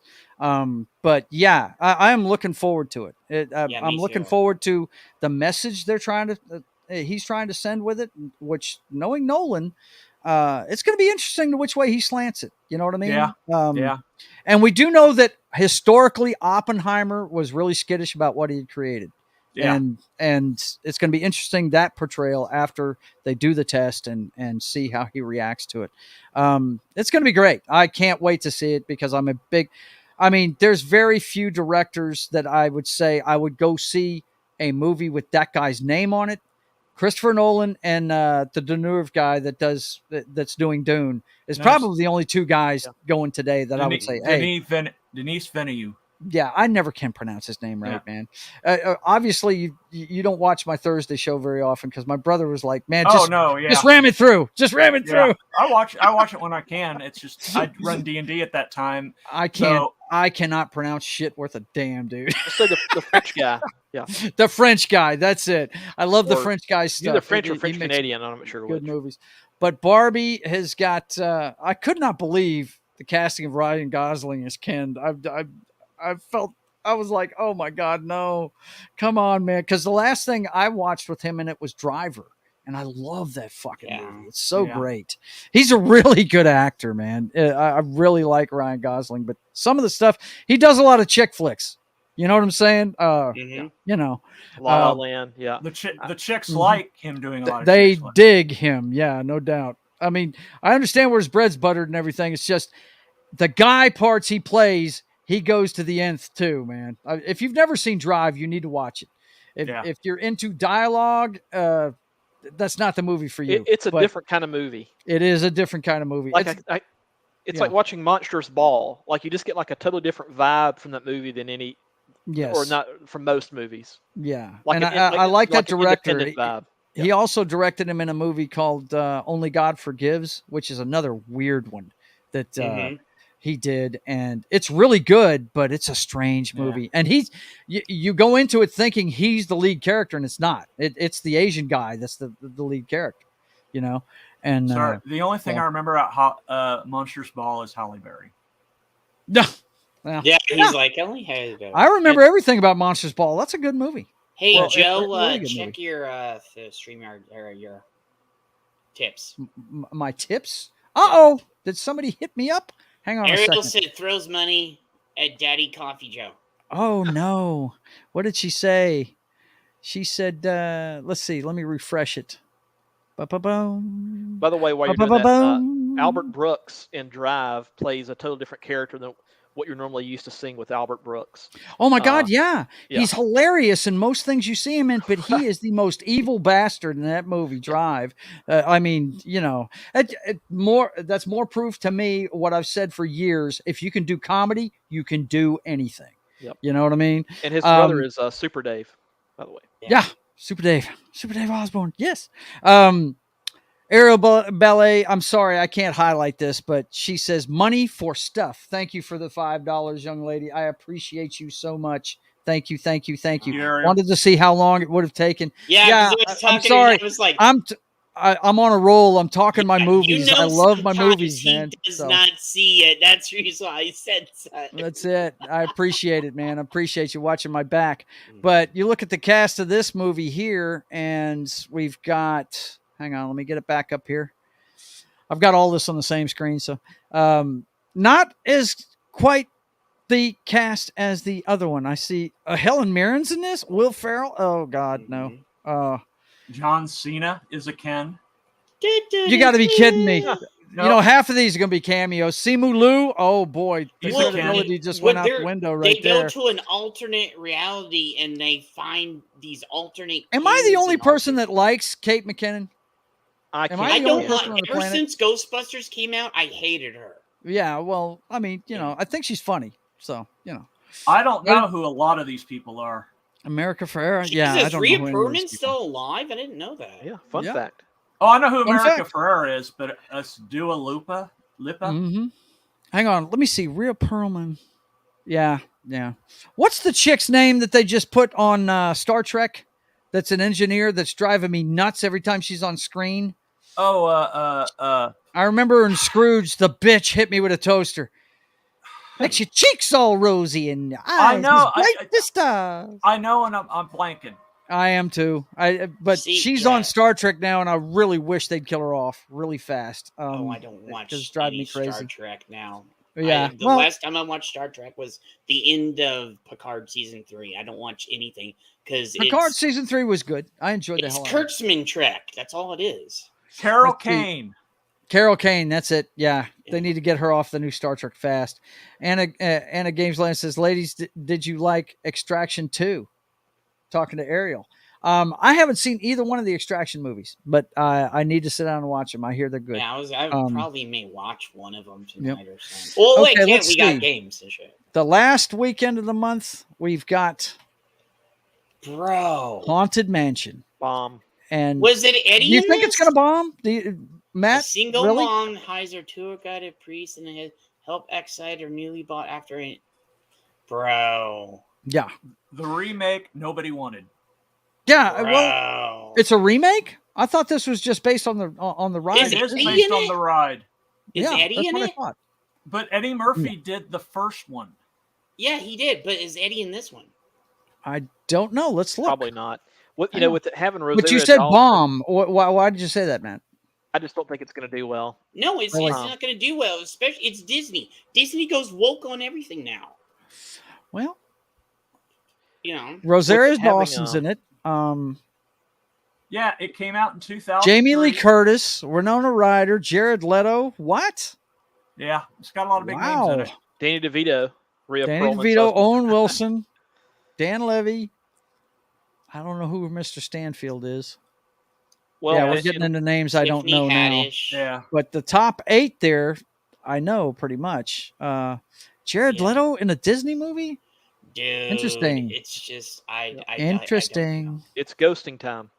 Yes, it's ghosting time. With Yes. with Rosario Dawson and Owen Wilson being in it, I just imagine Disney being like, "Oh, we already have you on set for something else, so we'll put let's you in throw this." here." Yeah, Right? Yeah. Yeah, because she's going to be in Ahsoka next month, right?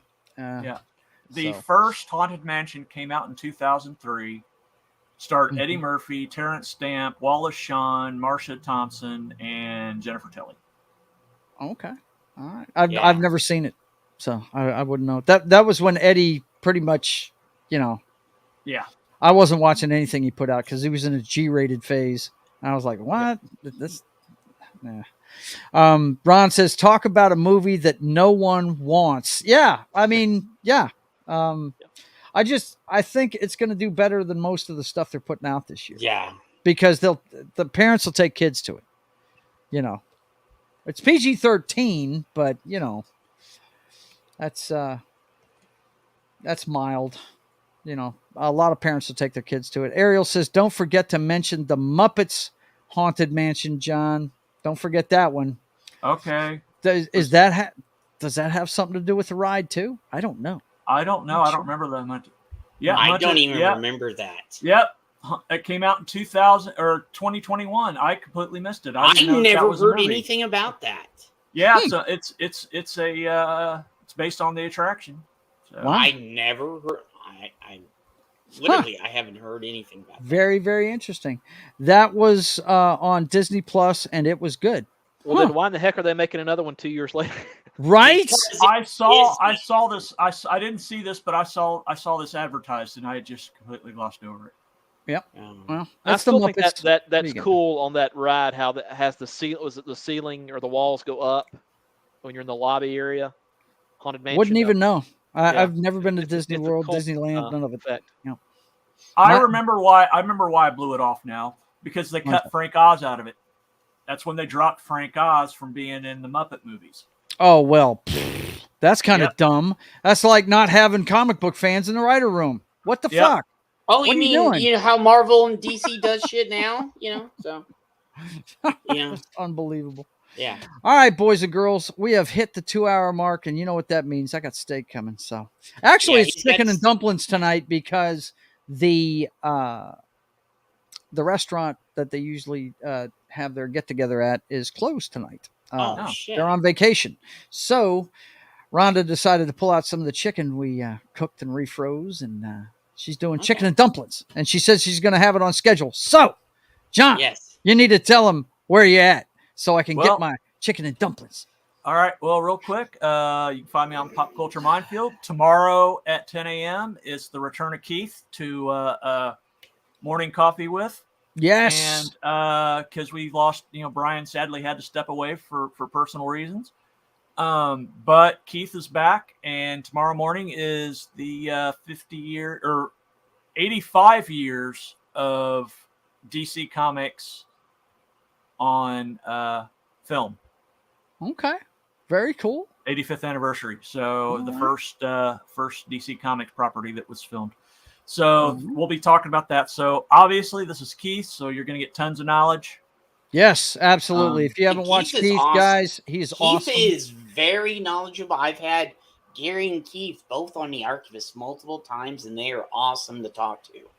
Yeah, So- and Friday for the morning, the Fantastic Friday, we're doing, we're continuing Skull Island, and we're adding Jack Ryan, the Okay. new season of Jack Ryan, which started last week. Yeah, I saw you guys snuck in. Friggin' Reacher on me the other day Yeah, well, when I wasn't looking. It was just a little. This is just a little tag at the end. It wasn't like a full Okay. review. 'Cause I So love Reacher, man. I know, love I Reacher. know. You got to give me a heads up on that. I my- will next time. My dog, that's my military policeman, bro. Come on. Yeah. Love him. But and then Saturday is another Tom and Jerry Yep. What's that one? doing. I believe, what is it? It's something cool. I know. Yeah, that. I Cool. saw I saw the the thumbnail. promo for it. My brain just shut down for a second. Oh, it's okay. Give me a half second. Unless it's in front of me, I will forget See about ya, it too. E. Clay. Have a good night, brother. Take care, E. Clay. It was good to see you. Thank Catfish you for waiting coming on me. over. See, yeah, everybody's got food coming, man. No doubt. Yes, absolutely. Yeah, it is.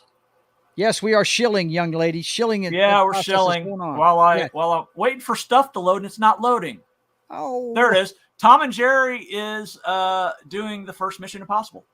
Yes, Brian De Palma's Mission Impossible. Now, Gary is going to sit there and go, "I hate this guy," but I like the movie. Yeah. yeah, that's what he's going to do. Because he really can't stand Brian De Palma. He really can't. But yeah, you can find me there, and then next Monday on that Oh, 70s hang on. Rock Fan Show. Save me some time. Hang on. I'll throw it up right now. Bang. Boom! It's Canon Film Club. We're That's talking it. about Cyborg with Tom and hopefully Razor Fist Yes. and Austin, who is the author of the Canon Film Guides, who knows everything about Canon there is to know. And you'll talk about a really cool movie, and you'll get a lot of knowledge about Canon Film and Big and time. what's going on. Razor So, Fist and Tom is like having Keith on a comic book stream. Yeah, I mean, it's both of those guys know everything about that shit. Especially if you want to see two guys that love a franchise, watch those two talk about Death Wish. Yep. I mean, jeez. But yeah, we're going to be on that one Monday at 4 p.m. Central Time. I always give out the Central Time. You guys figure out the rest. Okay, Yeah. It's 4 p.m. Central Time. But anything else you want to impart to him, man? No, I mean, you can always just find me on. You can usually find me on Pop Culture Minefield or That 70s Rock Fan or right here. Oh, There or you if go. John wants to come on EMF for one night, Oh, he's yeah. more than you welcome can to do come that over there too. And Yeah. speaking of the MFer cast, what's up with you, Big Daddy Matt? Yeah, What's going a on? new cast member that got his cherry popped last week. Yep. They were chanting "fresh fish" as a welcome myself. Yep. But yeah, speaking of Canon, anytime I hear Canon, Troma, or Roger Corman, anytime I hear those keywords, I just automatically have to pay attention to whatever's going on. Hell yeah, But, bro. Yeah, you can catch me here every Wednesday, 5:30 p.m. And at least Jed, I don't know if I can commit every week, but at least Oh, some Friday I night. know. And there's some Yeah. people that can't that come every other week. Some people that come every week. So whenever you can, brother. Well, Matt, thank you very much for being here. And remember, don't run off. I want to yak at you before we leave. Yeah. And Jed, ply your wares, sir. Tell them all about what's shit. going on. So yeah. Okay. So oops. That's it. Okay. There's that one. Okay. Gotcha. Okay. So yeah, we're live right now with the show. Mm-hmm. And on Friday, if you see this right here, we are going back to the old school time of when me and Matt did it. So instead of 6, it is now at 6:30 when me and Matt used to do it. And So that's that was 6:30 Pacific time, Yeah, guys. 6:30 8:30 my Pacific. time, Central time. Yeah, so 8:30. we Yeah. will be doing this. I have some cool articles that Joe gave me and some other guys told me and stuff, and just see what we do and just go from there. I did get told by a few people that the openings were too long, so I'm gonna change it to the FNT opening where everybody's there. Well, let me tell you something real quick, Yeah. Jed. One of the longest openings I've ever watched Yeah. is Flashcast. Sometimes that Oh, I opening know. is almost 15 minutes. So Yeah, and so don't be so quick to if you got good stuff, don't be so quick to bury oh, it. I know it, but everybody was like, dude, Wookie sat back there for a half hour last week in the Yeah. back room trying to get everybody on. Echo Base So- Network does 30 minutes. Yeah. So Yeah. I Right? want what I'm gonna do is I'm gonna have everybody out in right there, and we can just all introduce everybody there. And Well, if something happens, Jed, Right. when you had Matt from Foulball Productions on there, I mean, it's like in Planet of the Apes 2 where Charlton Heston shows up. yeah, Right? A pleasant That's surprise. That's it. And then that motherfucker spoiled it. He's like, "Hey, chat." I was like, "Motherfucker." Yeah. Okay, what else you got But- to tell him, man? What and else you then got? tonight, me and Joe. It's Oh part yeah, well, 5. I swear you guys are saving all my stuff for me. Yeah, we got It's part 5. we got of part Knights of the 5 Republic. of Knights of the Old Republic. Yeah, Where that's me tonight. and Joe drink and we bullshit and he fails and we rip on each other and I tell him he's a piece of shit because he doesn't know where he's going and all this other shit. You see me and him fight every week over this game. And we may be joined by my Yeah. my stepson David, who Yeah, is a yeah, big so- fan of this game. Yeah. So yeah, we So- we do this one at 10 p.m. Central Time, guys. That's in a Yeah. couple of hours. So Yeah. here in about 2 hours and 20 minutes exactly. And so, then that was Friday. Yeah, we already did. And then on Friday, MFR, what we just talked about, my main big show for the week, because that's on my channel and stuff, and everybody else. But on Thursday of next week, we are gonna have the Screwball Society. It's gonna be every other week because Retro didn't want me getting burned out like I was before. And then on Sunday, I'm with Wookie and all of them on their channel. So, and then I don't do anything on Monday yet because nobody's asked me. And then Tuesday, me and Joe both start our streaming week together with game night. We do on Tuesday and we Wednesday, do this one right here. Where is it? Yeah. Come on, I've got it here. It's right here. Yeah. It's Papa Joe Gamer. It's the first edition of the week, and we usually I usually do whatever I want that night. I do a walkthrough on Wednesdays, but Tuesdays sometimes it's DC, sometimes it's Madden. I really want to get my PlayStation 2 fixed and play some of that. My PlayStation 3's been out of commission. I'm going to work on that, but that's 10 p.m. both nights. Tuesday and Wednesday is 10 p.m. And so that we have a good leads time us doing that. all the way back to where we are right now, where I'm That's here every Wednesday. So That's right. All right, Jed. Thank you very much for being here, man. I appreciate you being no here. problem, brother. And let's go ahead and fill in the gaps for him. Of course, you're watching State of the Atmosphere, my weekly pop culture show, and we do it every Wednesday night at 5:30 p.m. Central.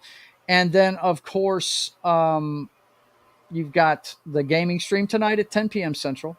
And then And I want to make it clear, it's a walkthrough of Star Wars: The Old Republic, but it's video games, cocktails, and fails. I do it to relax and enjoy myself. So if you guys want to join and have a few laughs with us, Ariel comes in most of the time and is cracking us up. We have a good time. And then me and Joe just yell at each other and bullshit. That's it. And then tomorrow night, you've got the Brothers Hack the Matrix. Hopefully my brother gets back from Vegas in time. And he missed last week. Hopefully he'll be here this week. And this is the show where we run down the week's headlines and let you know what's really going on behind the scenes. That's the Brothers Hack the Matrix every Thursday at 6 p.m. Central Time. And then Saturday, you can watch me draw the pages of my comic book. This week, it's going to be plotting the cover for issue 2 of The Privateer. I'm done plotting that book as well. So it's time to do the cover. We're going to do that on Saturday at 1:30 p.m. Central Time, sketching The Privateer. You can come check it out there. And, of course, John already mentioned it, but we didn't show you the thumbnail for it. It's The Point Man this week on Monday Morning Coffee with Gary, Military Monday at 10 a.m. Central Time, brought to you by Pop Culture Minefield and KGRA Radio. Actually, that is subject to be bumped because I think we're bumping it. I'll have to get with Gary on Friday to figure out which one we're going to switch to it. But the reason why we're bumping it depends. If we do that one, we're waiting for the friend of the channel, Fahim, to send us the interview so we can play it. That's right. I remember you guys talking about that before the stream. Yeah, so if we don't have it yet, we'll push it back to like August. Well, there will be a show Monday. Yeah, it there may will not be be a the show Point Monday. Man, but there will be a show Monday, and it'll be a military movie where we will talk about it, and you'll have a good time. Trust me, because I'm going to push for something like Battle Los Angeles or something not fictionally a fictional war of some of something. Yeah, that would be fun. You can still talk about the military aspects of it. I mean, because he likes it because it's pro-military. Same thing with Battleship, surprisingly. Hey, have you guys done Search for Red October yet? Oh, with the Hunt for Red October? Yes, we did. Yeah, we did the Hunt for Red October already. That's in my top 5. Buddy. Sorry. Sometimes big fan. I have so much information up in this noggin, it's not even funny, so it gets corrupted. So that is the show for tonight, guys. That's my schedule. You can check out my schedule anytime. I keep that up. The 5 shows I do a week are always up there. It's the first thing listed on my channel. You can see what times they are and everything. And let me check the chat real quick before we get out of here. I always post whenever me and Joe are going to do stuff all the time on Twitter and all the Discords too. Oh yeah, you can follow Joe's Atmosfere on every social media there is. I am Joe's Atmosfere with an F instead of a PH. I'm easy to find. And guys, if you're on Rumble or Kick or Twitch, give us follows there too. Yeah, yep. I'd love to have your subscription here, but on all 3, follow us everywhere, man. It looks like everybody's saying goodnight there, and let's see. Sometimes Daddy Coffee Joe plays some naughty hentai games. Darling, I've got a game. Okay. See, Tuesday. Trust me, I'm going to play one. I'm going to play. I can't remember the name of it. It's on my PlayStation 4. I'll have to haul my PlayStation 4 in here because this is one of the ones when you put it in the PlayStation 5, it screws up the graphics really bad. Because they put dots all through it or something. It's really messed up. But I've got one. If you want to see that chick, I will do it Tuesday. Is it House Party? Shinran Kagura or something like that. It's these chick characters that are constantly beating the clothes off their enemies, and it's like it's dude, I know that game. That game's that game. Yeah, it's awesome, dude. It's dude, we're gonna have fun with that on Tuesday then. Hell yeah, man. That's right up your alley. Jiggle factor and everything. You'll have a blast. Jed's playing it right now. He's playing it right now. Yep. Dude, all right. Well, listen, guys. That's a wrap for tonight. I thank you all for being here. And once again, for Das Wolfen, Jed Revenwolf, and Small Time Republic, we want to thank you for being here. And until we see you again, I want you to keep on keeping on. God bless.